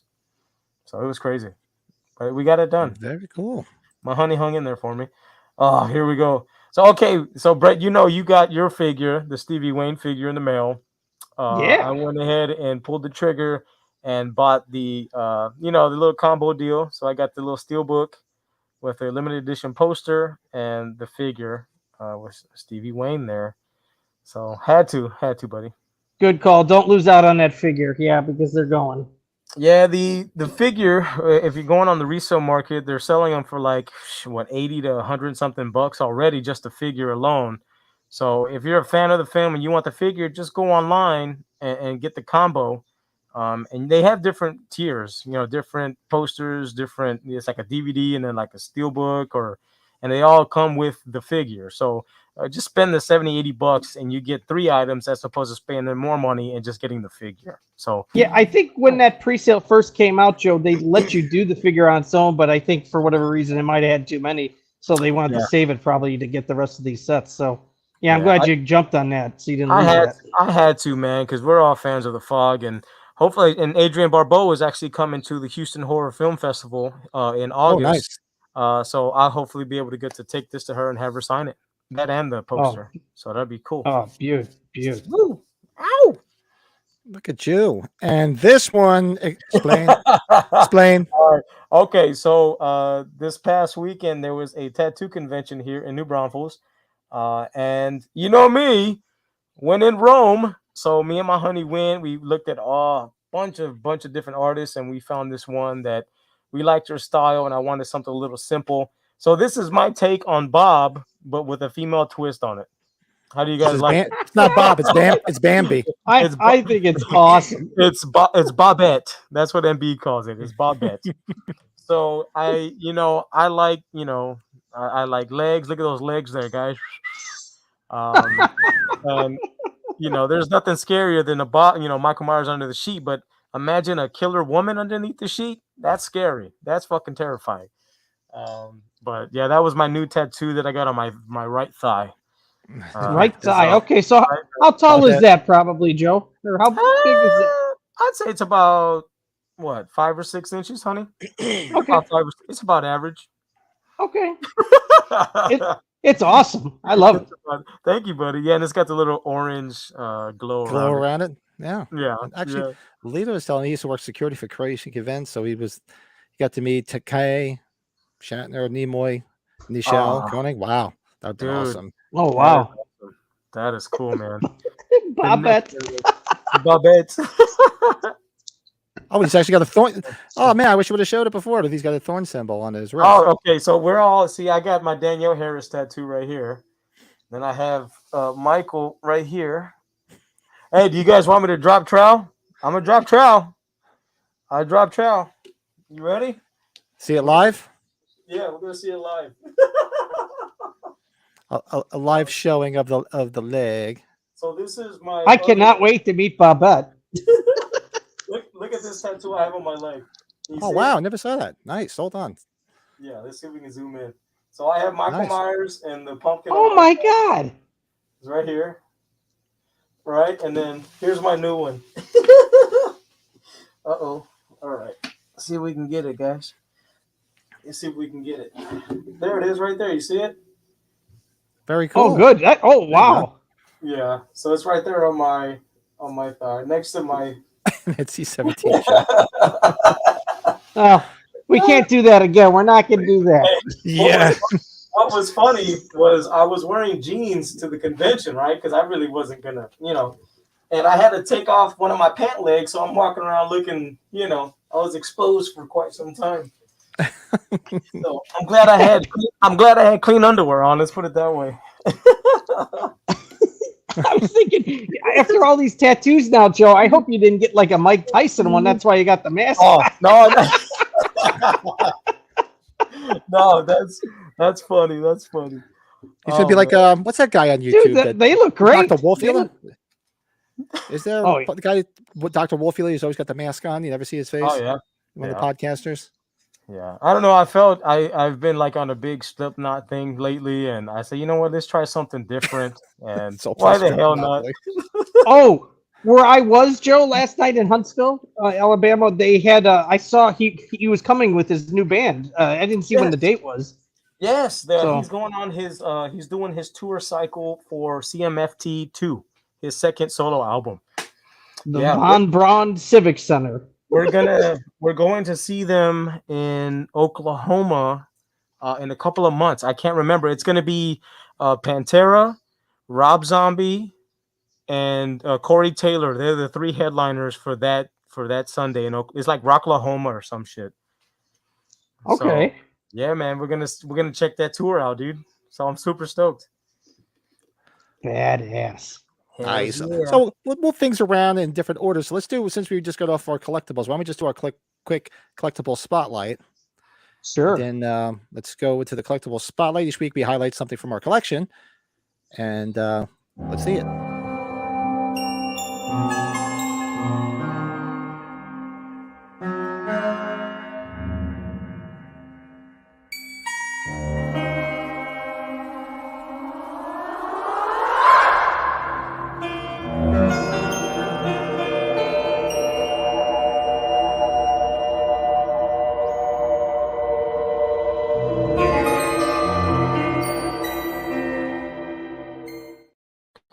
Those just joining us, that is my basement. If you're new to the channel.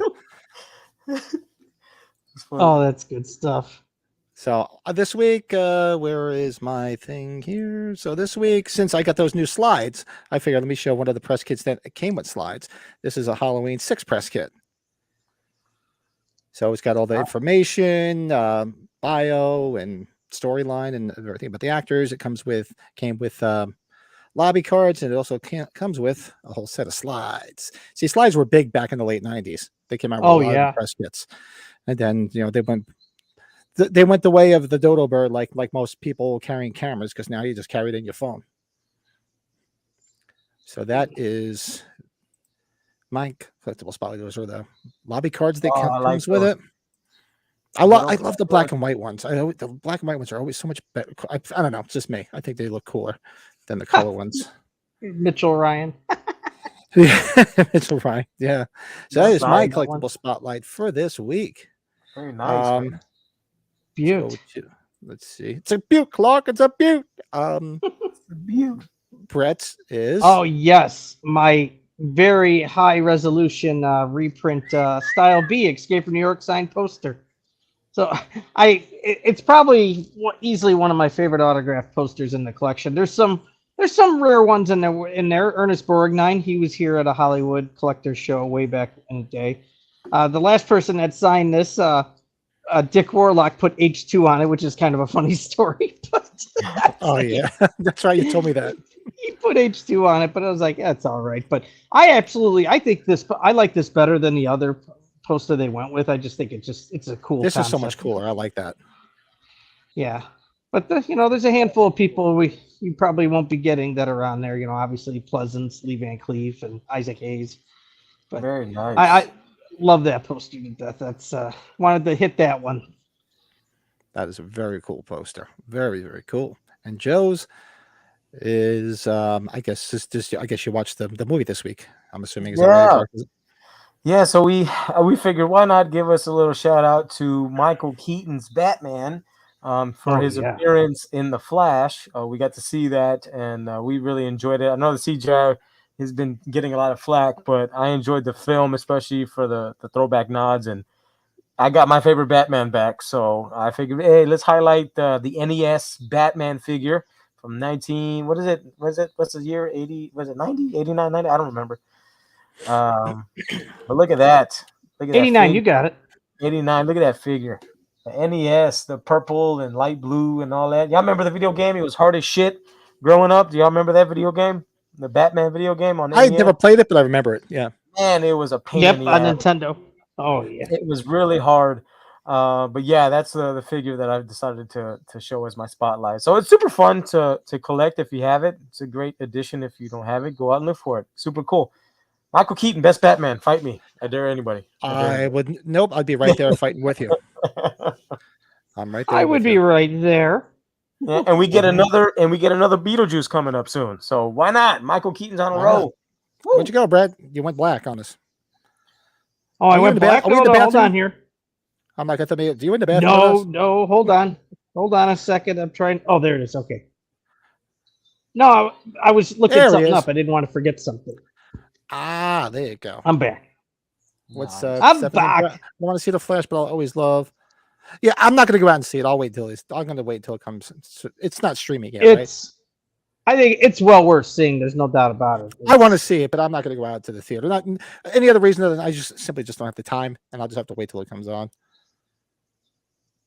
And Lito's what's up, man? The game's so difficult. Just sent you Joe. I just sent you a picture via Instagram that applies to what you just showed off. Nice. Oh wow, cool. That's Hell yeah. very let me very see cool. that.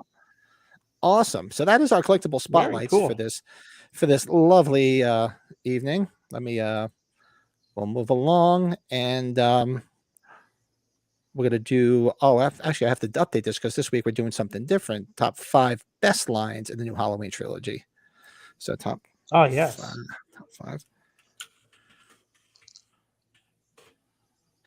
All right, so so each week, for those that may be new or are returning customers, we do a top 5. Each week we try to find something cool to do a top 5 of, and everybody join in the chat with us. So last week we did our top 5 worst lines in the David Gordon Green trilogy, and we could have did top 20 lines, but we narrowed it down to 5. So we said for this week, why don't we do our favorite ones, our top 5 favorite lines in the David Gordon Green trilogy. So let's do our jamming intro, and then we'll do our top 5.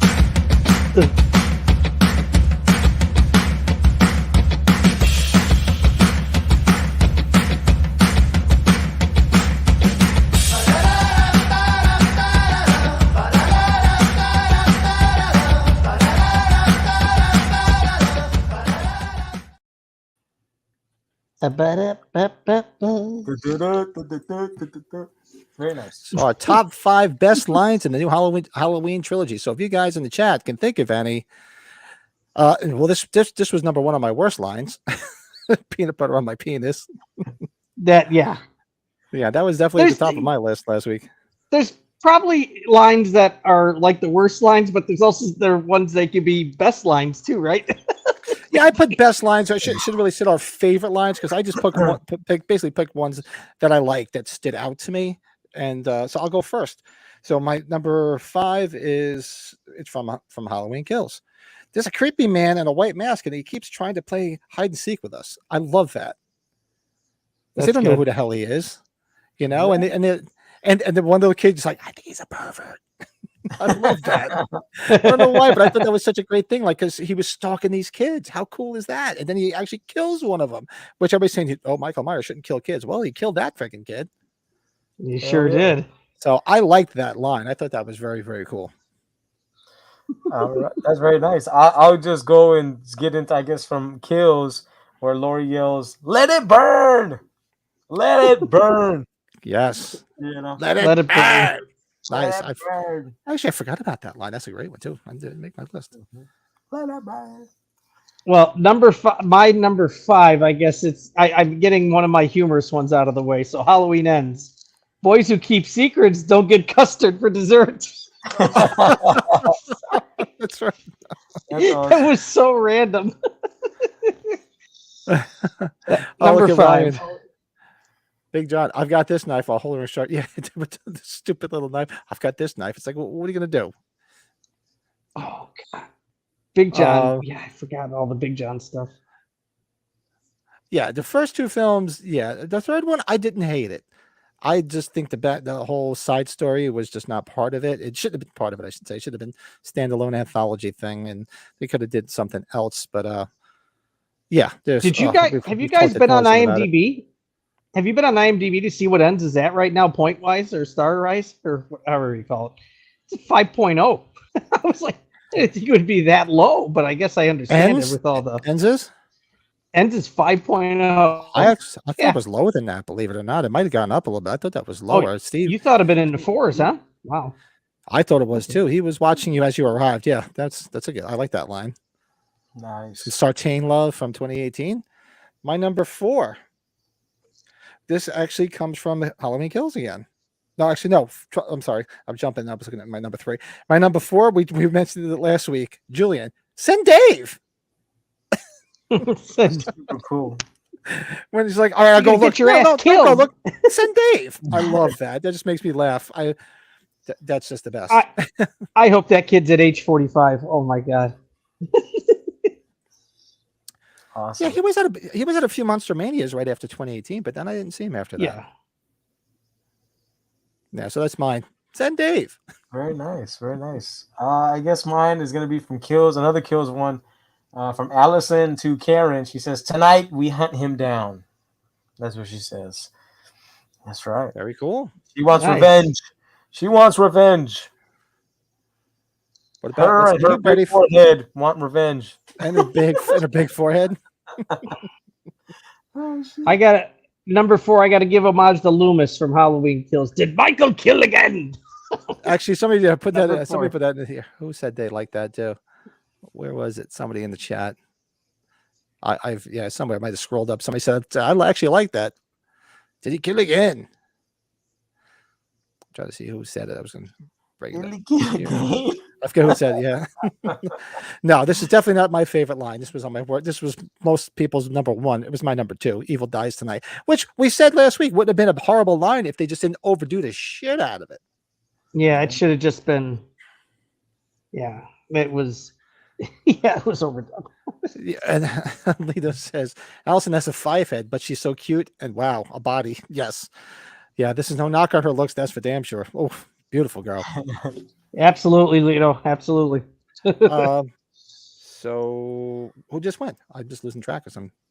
Oh, Brady. I just went with number 4, so That was your number you're 4. good, Pat, to go. My number 3. Actually, another one from Halloween Kills. Yeah, when the scene where Tommy is with Lonnie and he opens up the trunk with all the guns. You have a permit for these? And he's like, some of them. Yeah, that is pretty good. That's The way good. Robert Longstreet does it, he's just like, some of them. It's just so nonchalant.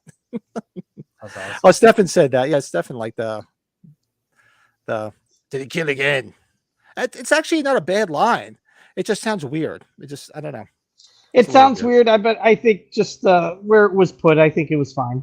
But Yeah, Yeah. exactly. So that's my number 3. Do you have a permit for these? Some of them, because he's kind of got to give that weird look because he is a little buzzed because he was drinking. Because actually in the novelization, it makes more of him being a little bit more drunk at that time. yeah, he was. What was he drinking? Champagne, wasn't he? Isn't that what he was drinking? He was drinking loaded. They were drinking champagne. I think he was drinking like scotch or something or whiskey. He was jacked up. Yeah, because he had a highball. He was at having that. his I don't own- remember him. Remember, he was there and he was having his own little party on the side. It looked like, he was like, "Yeah, I'm gonna go away from them." That's so good. Well, I guess my third one is also from Ends. It's when Lori sees Frank Hawkins, and she's like, I like your face. I mean, seeing your face. Whenever she sees him, because I say that Yeah. too. I was like, I like your face. Like, there's some people you hate their face, and that's something I usually say in my day to day. So that's one of my favorite lines. Nice. What's this from? Number 3 here. From Halloween Ends. That's right. I've said goodbye to my boogeyman, but the truth is, evil doesn't die; it changes shape. I think that's a nice line. I took it. Oh yeah. That is on my I'll list. go with that. Oh, I'm so sorry, Pat. That's okay. That is actually. Oh, now I'm looking at my list. I knew it was on my list. It's my number 2. Evil doesn't die; it changes shape. That was a great way to bookend the trilogy, and was a good line. I like that. Although she kind of kills the shape when she mentions it in 2018, which we mentioned last week, because there was no need to say I saw the shape. No, that's in that script, you idiot. It's not real life. But yeah, that's my number 2. I thought that was a great line. Nice. Let's see here. So I hate when people introduce new things into films, but the whole Hawkins character. So when Sartain says, "Did you know our friend Hawkins here was the first responding duty when Michael was apprehended in 1978? He stopped Loomis from killing Michael that night."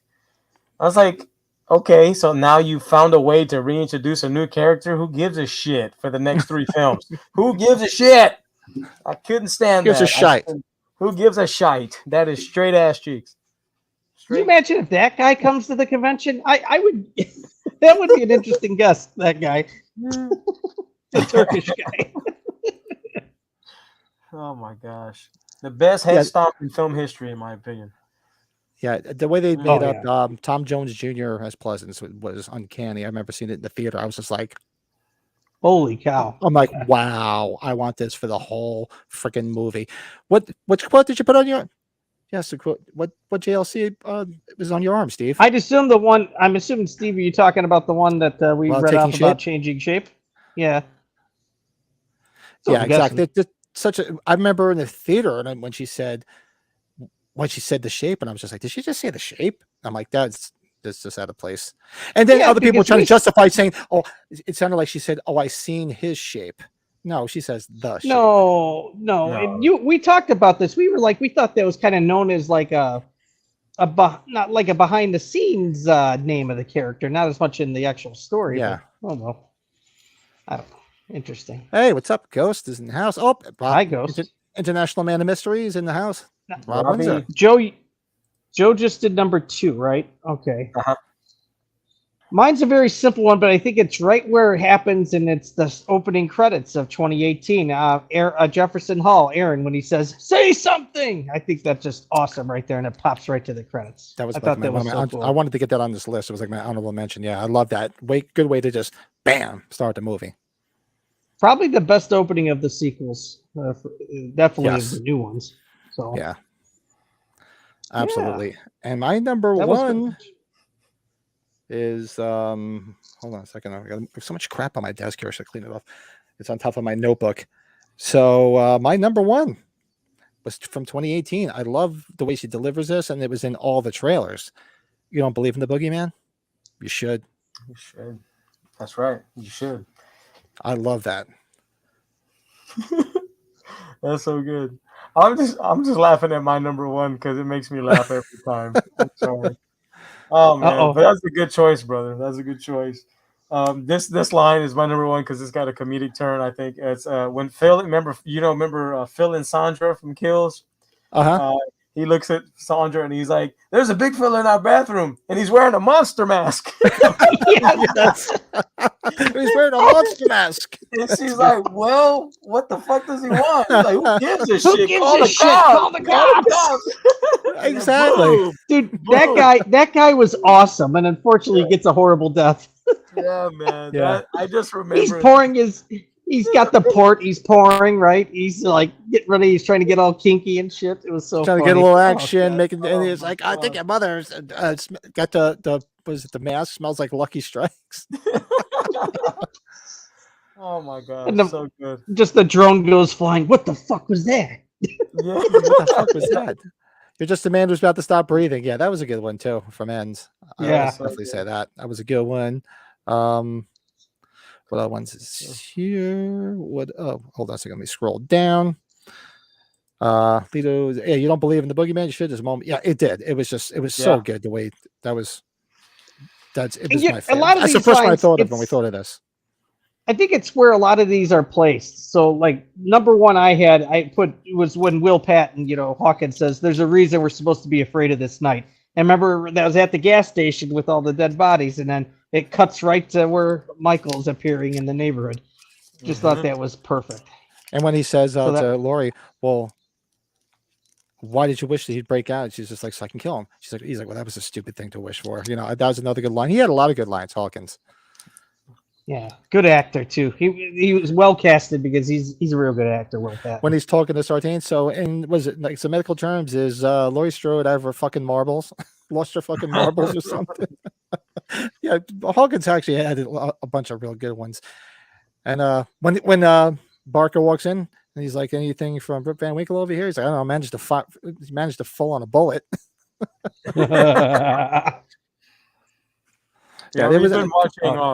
We've been watching Yellowstone lately, and he was in season, was it 4 or 5? Season 4. He's fucking. He's on it. Oh wow. Yeah, he's everywhere. Hi, honey. Well, so what do you guys got? Well, that was Joe's number. What about you, Brady? Oh no, I thought, did I go in front of Joe? I feel bad. Andy, what's up? Congratulations on your win. Oh, thanks. See you guys. Bye. See ya. See ya. I didn't realize I went in front of Joe before. It was that there's a reason we're supposed to be afraid of this night. That's I thought Joe had already went. That was my fault. Oh, okay. So. Not a problemo. That's good. That's okay, buddy. It's okay. Been traveling Dare you. 9-hour drive today. Oh. It's okay. Awesome. So that is our top 5 lines, our best lines in the new Halloween trilogy. Let us know some more, either in the chat. Let us know some more after the fact in the comments below. And actually, I should have threw this up there before because we had a shitload of people watching tonight. If you have the time, oh no, that's Anthony. That's well, if anybody needs Anthony's email again, that was his. Was it Will Patton was in one of the last movies? Where they turn the Earth, you could kill everybody for 24 hours. Wasn't he in one of those movies? The Purge? Yeah, wasn't he in one of the Purge movies? I thought he was. I think so. I don't know. I don't remember him in The Purge. I could be wrong. I honestly didn't see all of them. I think I only saw the first 2. Because I liked the first one, but after that, it was like, it sort of falls into the. It's like the Hellraiser. It's like the Hellraiser films. It's like. I just remember him as Coach Yost from Remember the Titans. Remember the Titans. Yep. Yep. Gone in 60 seconds. He's a dirty cop in The Client. He's in Armageddon. Yeah. Armageddon. He's his Bruce Willis's right hand man. He's really good at being a right hand man. Remember The Punisher with Thomas Jane, John Travolta. Oh, yeah. John Travolta's right hand man. Yeah. He was real good at playing the right hand man. He's real good. Very cool. That Punisher movie's a good time. Oh hell yeah! Top 5. What else we got on our list for tonight? We'll do our quick. For those new to the thing, we do. Well, I figure we'll do this real quick, where we do. What did you watch this week? Where we talk about some things we watched, and we hopefully get some people that are in the chat to tell us things they watched. Maybe we'll give you a couple of ideas. Maybe we'll get some ideas too. So chat can also comment in the fact after the stream. So what did you watch this week?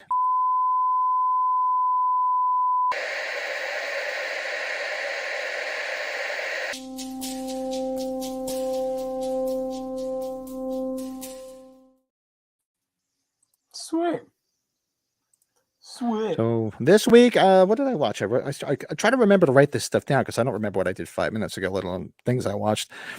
Nothing new. I just basically watched a bunch of. Every time I sat down, I put something on. It just came on, so I watched Poltergeist. I was on again this week. I love Poltergeist. Texas Chainsaw Massacre was on the other night. I watched that. I watched Better Off Dead again because when it's on, you have to watch Better Off Dead. And H6 was on the other day. I was like, oh, sit through H6 again. There's nothing wrong with that. Oh, of course, I watched Christine because we're going to do a movie review after this of Christine. So stick around for that. So that's some fun stuff. Nothing new. I didn't get a chance to watch anything new. I just basically put everything on the background. I had a real crazy week, but that is what I watched this week. What about you guys? Nice. You can go, Brittany.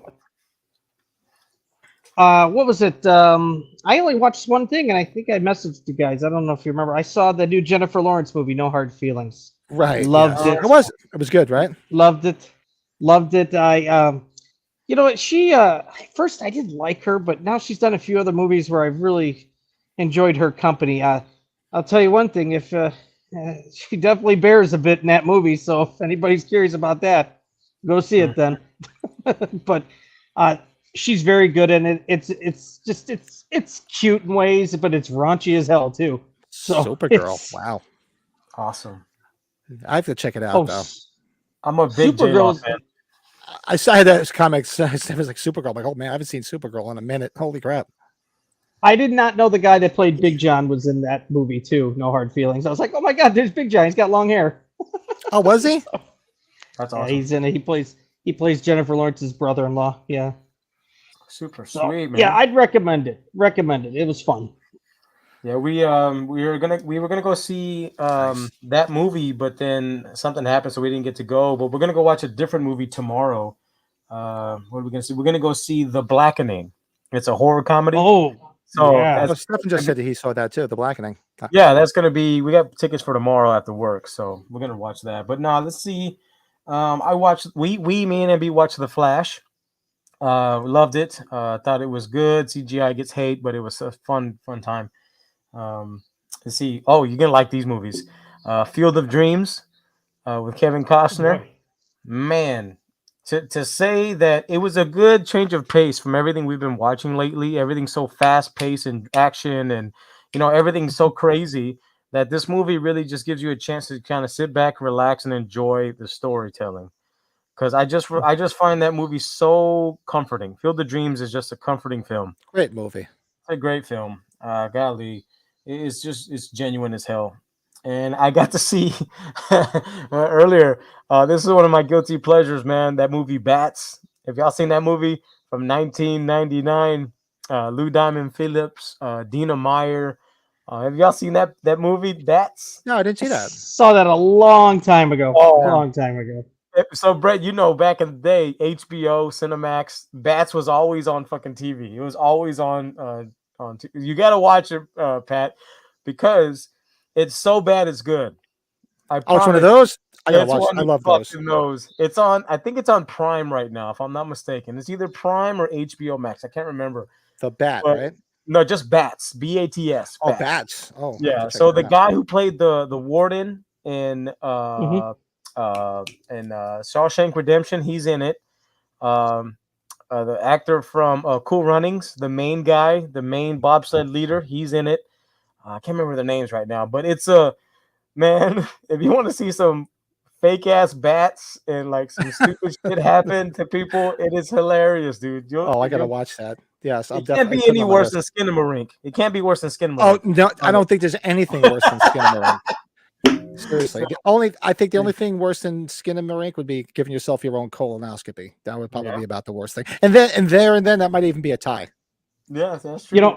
Pat, I saw Skinamarink. It was on DVD at Walmart. I was like, I should buy it and send it to you. like Brett, why do you hate me? Why do you hate me? Seriously. See what we got. Some people, some other stuff in the chat. Let's see. Supergirl. Yeah, Supergirl is like pure '80s nostalgia cheese. That's what the hell? Helen Slater. Helen Slater. Yeah, remember her from Ruthless People. Ruthless People. Yes, and she was in wasn't she in The Secret of My Success with Michael J. Fox? I think so, Pat. I think you're right. That was her too. Yeah.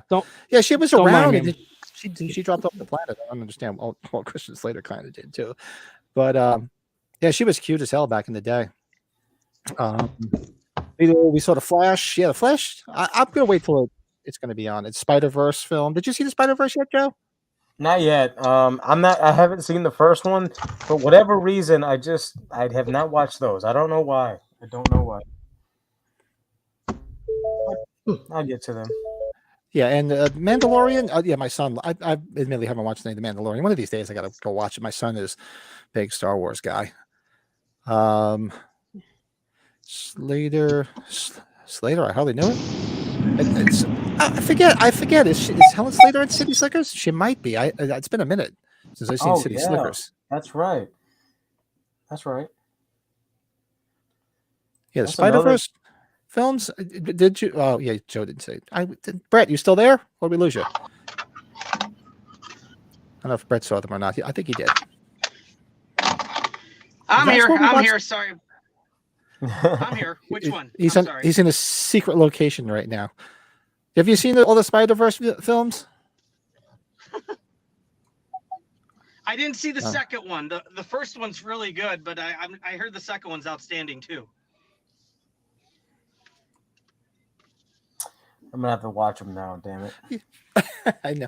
The problem is there's just not enough time. Mm-hmm. Oh man, are you driving? Because Stefan said, Patrick, speed kills. I am driving. Yes, I'm driving.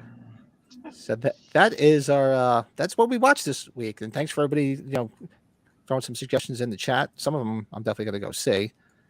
And comment after the fact when we're done here. Let us know some of the stuff you guys watched. I'm always it's because there's so much content out there now.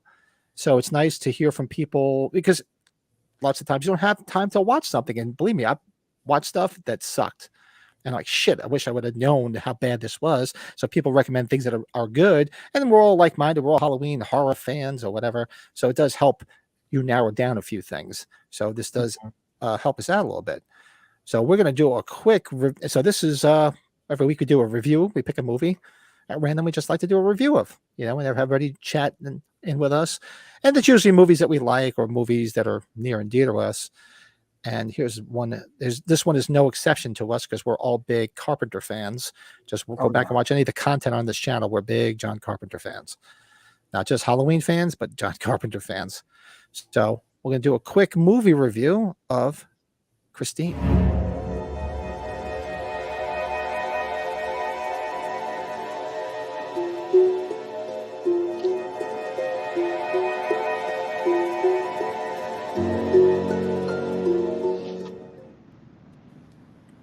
Awesome sauce. Awesome, baby. So this week, we'll have to change it. It still says They Live, because actually last week we did They Live. Man, we're hitting all the Carpenter ones. We're hitting all the Carpenter ones. Christine. There we go. So that is our movie review this week is Christine. So who wants to go first? You guys can go first. I'll get it out the way. Man, this movie it's one of the best ones for me, man. I have a bunch of Christine collectibles.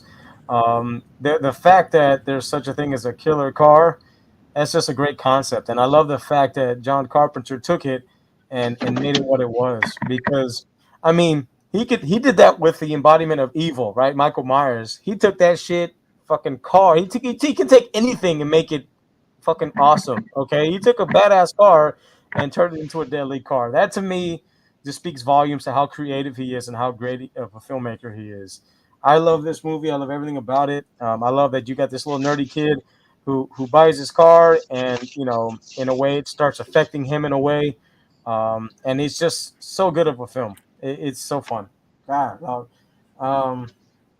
you guys, I'm sure you agree. It's a cult classic, and it's top tier. I think I had it for maybe 4 or 5 as my top John Carpenter movie. Mm-hmm. So. Yeah, I love it. Love Keith Gordon. I love John Stockwell. They both played Arnie and Dennis. Movie's great. Fucking great. 8 sushis out of 10. There you go. 8 sushis. I like it. 8, and there's 8 on the board. That's right. Lito, love your segment. Oh, thanks. Thanks, Lito. Awesome. Stefan gives it 3.5 out of 4. Love the performance, the effects, music, cinematography.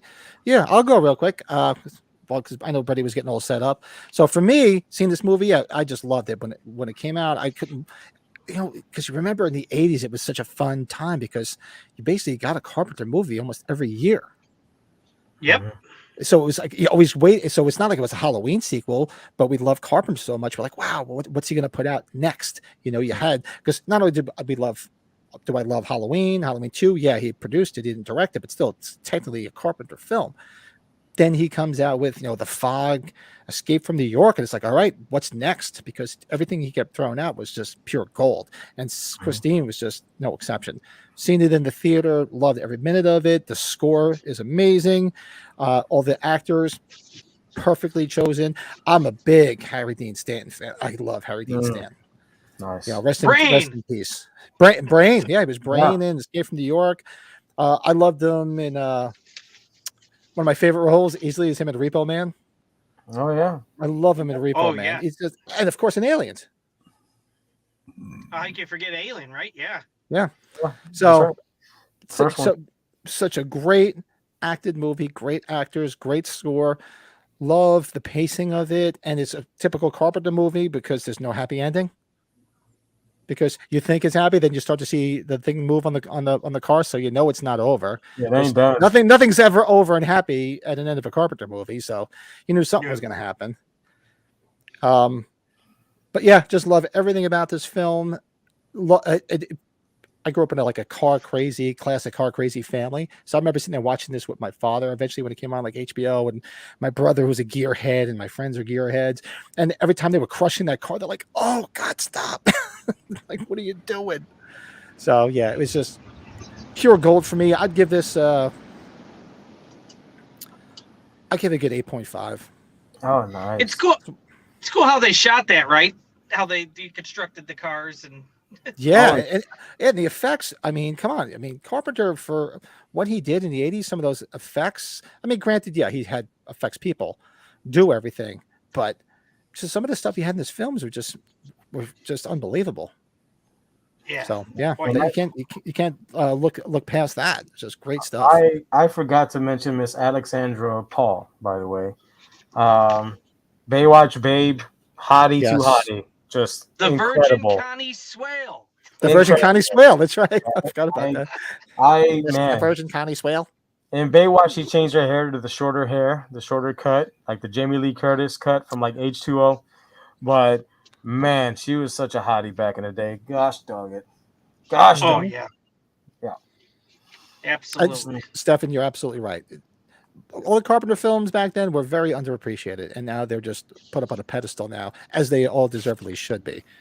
Because The Thing, I remember The Thing at the time, and everybody, oh, this movie sucks. I'm like, it sucks? I'm like, this is amazing. It didn't do that well. It should have done fantastic. And now everybody's like, now here it is, 40 years later, and everybody's like, oh, it's the greatest horror movie ever. I was like, well, duh, where the hell were you back then? Yeah. Well, you got this was the first time Carpenter. Well, yeah, Carpenter and Stephen King, they collaborated. That was kind of unique for its time, you know. True. Yeah, they think of that. Right. Absolutely right. So, would you give it? You gave it 8.5. I gave it 8.5. Okay.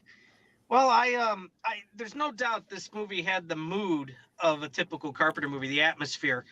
When we go out to H45, I want to go see the neighborhoods were in South Pasadena, which just found out after researching this movie a little bit further. Makes sense. Like Arnie's neighborhood totally looks like that's South Pasadena. Mm-hmm. So we'll have to go find that. Yeah, Alexandra Paul's great, but Keith Gordon as Arnie. I don't know if you guys read. Did you see all the people that looked to be in this movie? Kevin Bacon denied the role so he could do Footloose. I can't say he lost there. Yeah, that was I actually think he a won. move. But yeah, you had John Cusack, Scott Baio, quite a lot of different guys that took on the role. But hey, Keith Gordon did awesome. I couldn't see really anybody else wanting to do this, you know. Let's see That's here. awesome. What else do we have? Oh, Kelly Preston. Totally forgot she was in this movie. Yes, Oh, that's yeah. right. Yeah, she was the Right, one that really Kelly wanted to get with Preston. him. Yeah, that's Yeah. right. Oh That's my right. God, I totally forgot she Rest was in in Yeah. peace. Rest in peace. Rest in peace, Mrs. Travolta. Mm-hmm. Yeah, Mrs. Travolta. Yeah. Oh man, but yeah, the act is very good. The music spot on. I would give this. I'm gonna go 8 on this one. A solid 8 on this film. There you go. I could watch this numerous times. We have a reunion coming up at Flashback Weekend, even though Alexandra Paul just canceled. So I'm kind of sad about that. Oh, that sucks. Like all the bullies are going to be there, so they're the big part of the convention. So, but yeah, Great score, man. You know what? It just brought something to my attention. So, like, this film is wonderful, and you know what I always compare it to? Maximum Overdrive. Right. Okay, I can it's see right that. around that time, isn't it? Yeah. Time No, frame Maximum too, Overdrive's yeah. A couple years later. So when I always think of like style, everything, Christine is a John Carpenter film when you compare it to Maximum Overdrive, because Maximum Overdrive had that same potential as Christine, it just never lived up to it. So Christine is the example of how great something could be, and the Maximum Overdrive is kind of the example of how bad something could be. But I do like Maximum Overdrive because it's so bad it's good. We It's always so talk bad it's about good. that. Yeah. It's so bad Yeah. it's good. But in terms of quality, Christine takes the cake, man. So good. So good. Yeah, you got Very you've got a cool. couple of those nice collectibles, those die-cast cars. I should look into getting. I don't have any of those as part of my collection. At least They're like so that, cool. the one where it's beat up or it's in black. It's like burned, right? Or It's like the burnt version of it. Yeah. Let's check the chat. So Stefan saying Keith Gordon's excellent. Yeah, he was. He was great. Mhm. I really liked him. I mean, granted, it's in some of my favorite movies. There's 2 of them right there. That and Back to School. We gotta Hey, love. He underrated was sequel, great. Jaws 2. Jaws 2. Yeah. Absolutely. Yeah. Yeah. 4 out of 4. Rob says. I can see that. I'm not gonna argue that.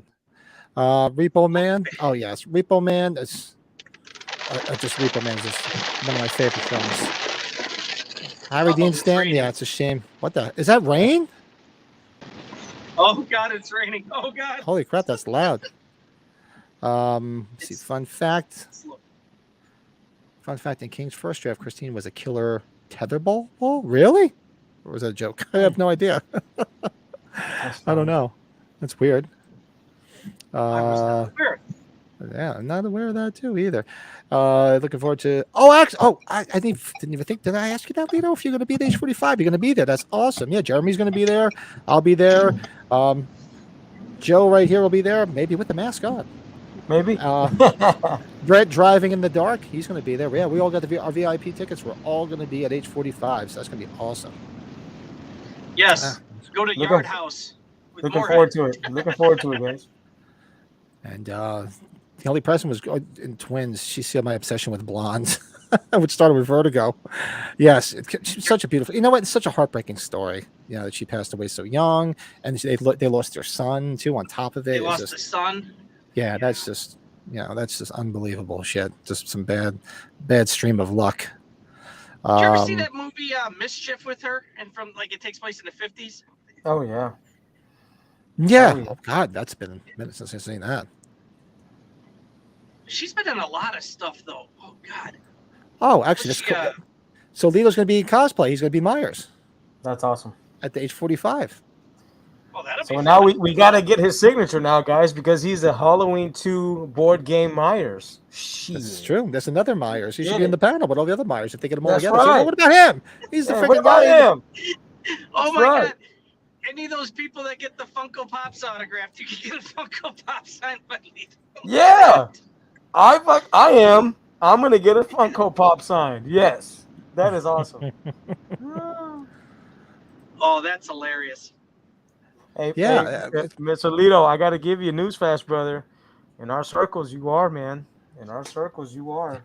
That's going to be all. There's going to be so many people in. I was talking to my wife about this the other day because like I mentioned to the boys or I've said on the podcast, I finally booked my flights, and I just got my car rental. Turns out I didn't realize that my cousin's got a cousin out there. My cousin is my cousin because he's married to my cousin. I've just known him forever. He's drummer in my band. I've known him since I was a kid. He's like, "Oh, I'll hook you up." So I got an Alamo rental car for nothing, which is beautiful. But now we just have to find a place to stay, which I think I think I'm this close to convincing the wife to stay at the Chateau Marmont because I want to go there because I'm a big John Belushi fan. Love to go visit the final place where he partied. But I told my wife, I said, don't be surprised. There's going to be a lot of people that's not just on this podcast. Other podcasts we watch are all Halloween fans. So if we go hang out at the hotel bar or we go out to other places, there's going to be people everywhere. She's like, oh my God, it's going to be like a field of you. I'm like, yep. And she's like, oh my God. She's like, I'm going to really need to drink when we're out there. Do we think Jamie Lee Curtis will actually be there? I don't know. I don't know. With the writer's strike, I think it's a little bit more of a possibility. It's more of a possibility now, unless they settle that strike quickly. But for what I'm hearing, I don't think it's going to happen. Yeah, I mean, I just saw that she's going to be in the new Haunted Mansion movie. So if she's doing that garbage, then she might. I don't know. Well, she might. I'm thinking she might be there for the simple fact that when she does do this, it's for charity, and she's big on doing it for the Children's Research Hospital. Yeah. So she might be there knowing the crowd and how much she could raise. So that might be a big incentive for her on top of it. And she doesn't have to travel.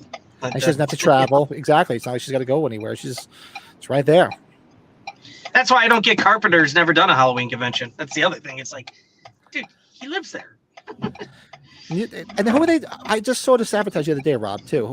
What's the theme this year? It's not Halloween. It was some other movie. The Halloween Horror Nights. The Horror Nights, the Universal. Oh, no, yeah, somebody said something about it. Oh, yeah, it's not Halloween this year. It's something else. I saw it pop up the other day, and I forget for the life of me what it was. Oh, I didn't throw it in the chat. Let me know. I forget what it was, but it was not Halloween, which I'm actually thankful for.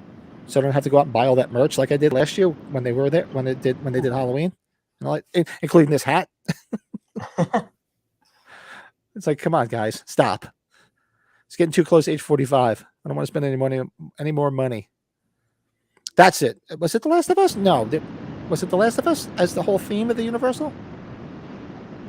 But I know there's different things. That is part of it. It is the game, the movie, the show, or the TV show game. Yeah, that's part of it. Right, but I don't think that was the whole theme. I thought there was another movie that was the whole theme. I forget what it was. I could be wrong because I just happened to scroll through the other day. I think it was on Instagram and I saw it. So I don't remember. You know what? You figure because it's Universal, you know how popular Halloween 3 is getting? Can't they do a section for Halloween 3 after all this time? Maybe it just won't be as popular, I guess. But that would be cool. That would be cool. That would be nice. I mean, because it's starting to get some good love, which it totally deserves. Just been said as I was disappointed in the weekend haunt. Did anybody in the chat go to the Halloween thing in Universal last year? I wonder how it was. I didn't hear much about it. I mean, the merch was unbelievable, and it was expensive as all hell. Take my word for it. But I don't know anybody that went. Do you guys know anybody that went? I mean, it looked cool. If I was anywhere near it, I would have definitely went, but I'm nowhere near it. Oh, you went? It's very expensive. That's why I never hear a lot of people that go. It's so pricey. You want a Hellraiser and 96 Scream Maze before? Honestly, I could see that happening before Halloween 3, so I wouldn't be surprised. My wife and I attend. Oh, you got, so you went. So how was the Halloween thing last year? I didn't hear much about it. Well, I don't know anybody that went, and I didn't hear any feedback, I should say. I'm just curious. And The Last of Us is the main attraction this year, so yeah. I got to get to one of them this year. Last year probably would have been the one to go to because it was Halloween, but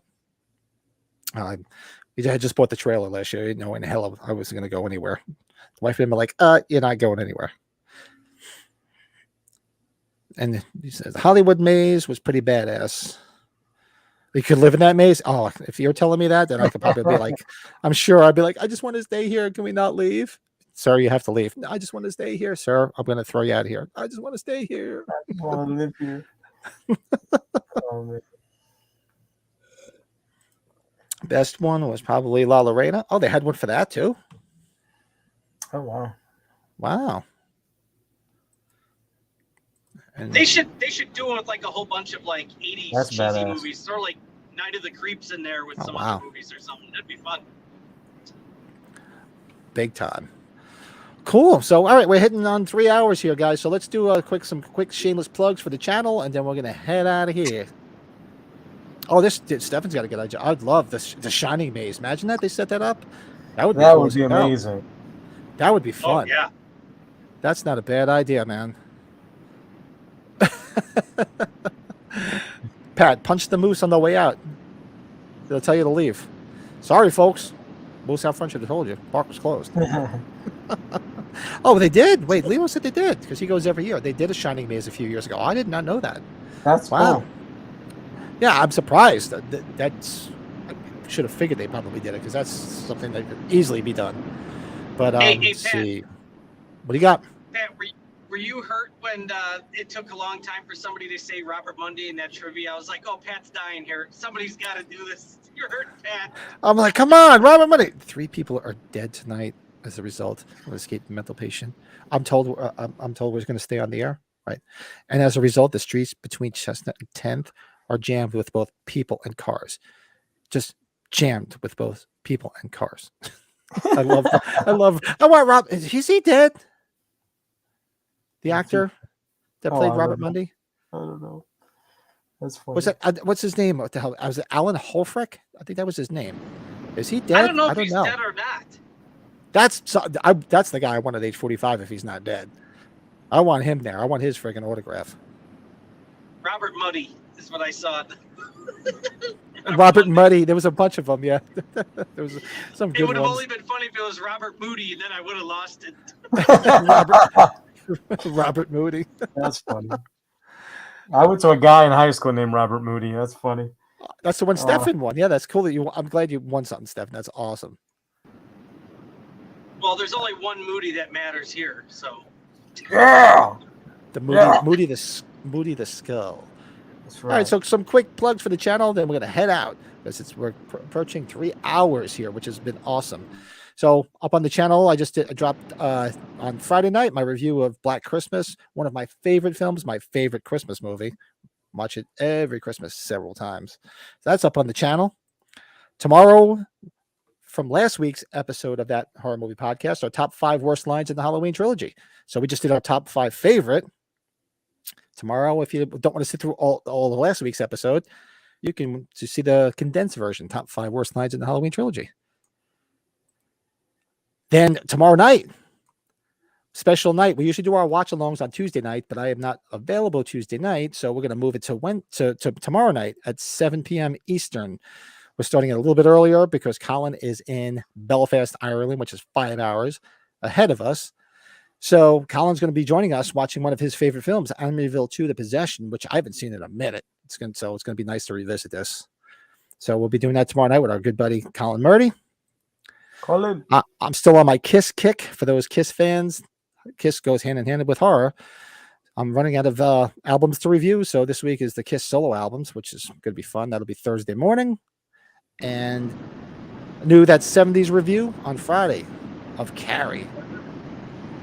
Another favorite film of mine. So that's me dropping on Friday. And this week, this Wednesday, we'd be normally doing our book club. I am working late. Like this week just got slammed. So the Halloween 3 movie book club, episode 3. If you guys have been tuning in, well, we're gonna do it next Wednesday. A week from this Wednesday, we'll catch up and we'll finish the novelization, and then we're gonna go on to Halloween 4. So any of you new Halloween fans that just joined us, we do a thing on here called the Halloween Book Club, where we read the novelization sort of, and we go chapter by chapter, talk about the book and the differences between the book and the film. So we did Halloween, we did Halloween 2. We're gonna finish up Halloween 3, and then we're gonna move on to Halloween 4. And then from there, we'll go on to the trilogy because there was no other novelizations between 4 and 2018. That's right. So that is everything that's going on. Let's do one more quick check in the chat. Yeah. Let's see what's going on. It was a pleasure again to have you on there, Hollywood Lito, Stefan, G Spider, Stefan, Rob, everybody who joined tonight. Thank y'all. Y'all were a blast. Thank you. A special shout out if Lito's still in the chat. Thanks so much, Lito. Don't be a stranger. You're a Halloween nut. We do this every Sunday. Love to have you come. You're more than welcome to come back on and just chat Halloween stuff with us. Thanks to Anthony Masi, Stop the Killer Board Games, who was developing the game with Fright Rex. Thanks to Matt Russell, who directed the video for us. And I forget the one girl's. It's Jaylee Hoyt, who played Julie, the nurse in the commercial. Go check out the commercial. Go to Stop the Killer. I'm going to throw it in the chat one last time. Let me just copy it from my other screen. Real cool trailer. Really well done. Super cool trailer. And just as cool as the trailer is the game. So if you haven't got the game yet, there's a link on there to go onto the Kickstarter. Get it now because, first of all, it's cheaper. And second of all, you get the expansion packs, which are not going to be available after that. So especially for you collectors out there like us, you don't want to miss out on this. So, and it's for good. Support a good guy. And these, it's really cool stuff what he's doing. And I'll let you guys know this. I was going to tell you this after the fact. Anthony hit me up and he wants your email, Brett, and Joe's, because he's going to send us some games, which is super nice of him. Oh, wow. So shout out to Anthony, great guy. He's always welcome on this channel. So that's going to be super, super cool. So thanks everybody for hanging out tonight. Sitting through all 3 hours. If you sat through all 3 hours, I apologize. I hope you had a couple of drinks. Yes. I'm only on my Thank you for second sitting in my remote location. Brady from his remote location, and Joe no longer has his beautiful face with the big beard. It's just now on. It's just we're gonna start calling him Scully. Scully Moody. I like it. Scully, What you is son of a bitch. one last thing? What is this job? Where is it? Want a second? You want a second game? What do you mean? If you want to order another one, you can still order them. If you didn't get it yet, just go to the link I put in here. And hit the Kickstarter. Okay, the Kickstarter game. Kickstarter. Duh. What am I reading? You can adjust. Yeah, you can adjust the amount. You could change your pledge. Yeah, if you wanted to get an extra game after you've already done one, you could do that in your ID. I was gonna do it originally. And I have, like I said, I just hit 3. I don't know how I did it. So I was like, whatever, I'll get the third one. And he brought up a good point about people not being overseas again. So I should reach out to Colin. Maybe I'll ask him tomorrow. And I'll just say, look, if you're interested, I got a third, which really don't need a third. So if he's interested, I can always send it to him. Yeah, I wonder if Darren would want one too. Probably double check with Darren, I think, too. Very cool. All right, guys. So are you guys going to jump right off? You guys can hang for a minute, say goodbye? Yeah, hang on for a second. I could chat with you guys for a minute, unless you guys got to go. All right, cool. So thanks everybody for joining us. Thanks everybody that came on earlier from Stop the Killer and everybody involved in the trailer. Go check it out. The link is here. The link is also in the description of this video. We'll see you guys tomorrow night. Join us for watch along of Halloween 2. Of Amityville 2: The Possession with our good buddy Colin Moody live from Belfast, Ireland. So this is going to be at 7 o'clock special time, special day. So until then, everybody, thanks so much for hanging out with us. Good night. Peace. Thank you. Good night.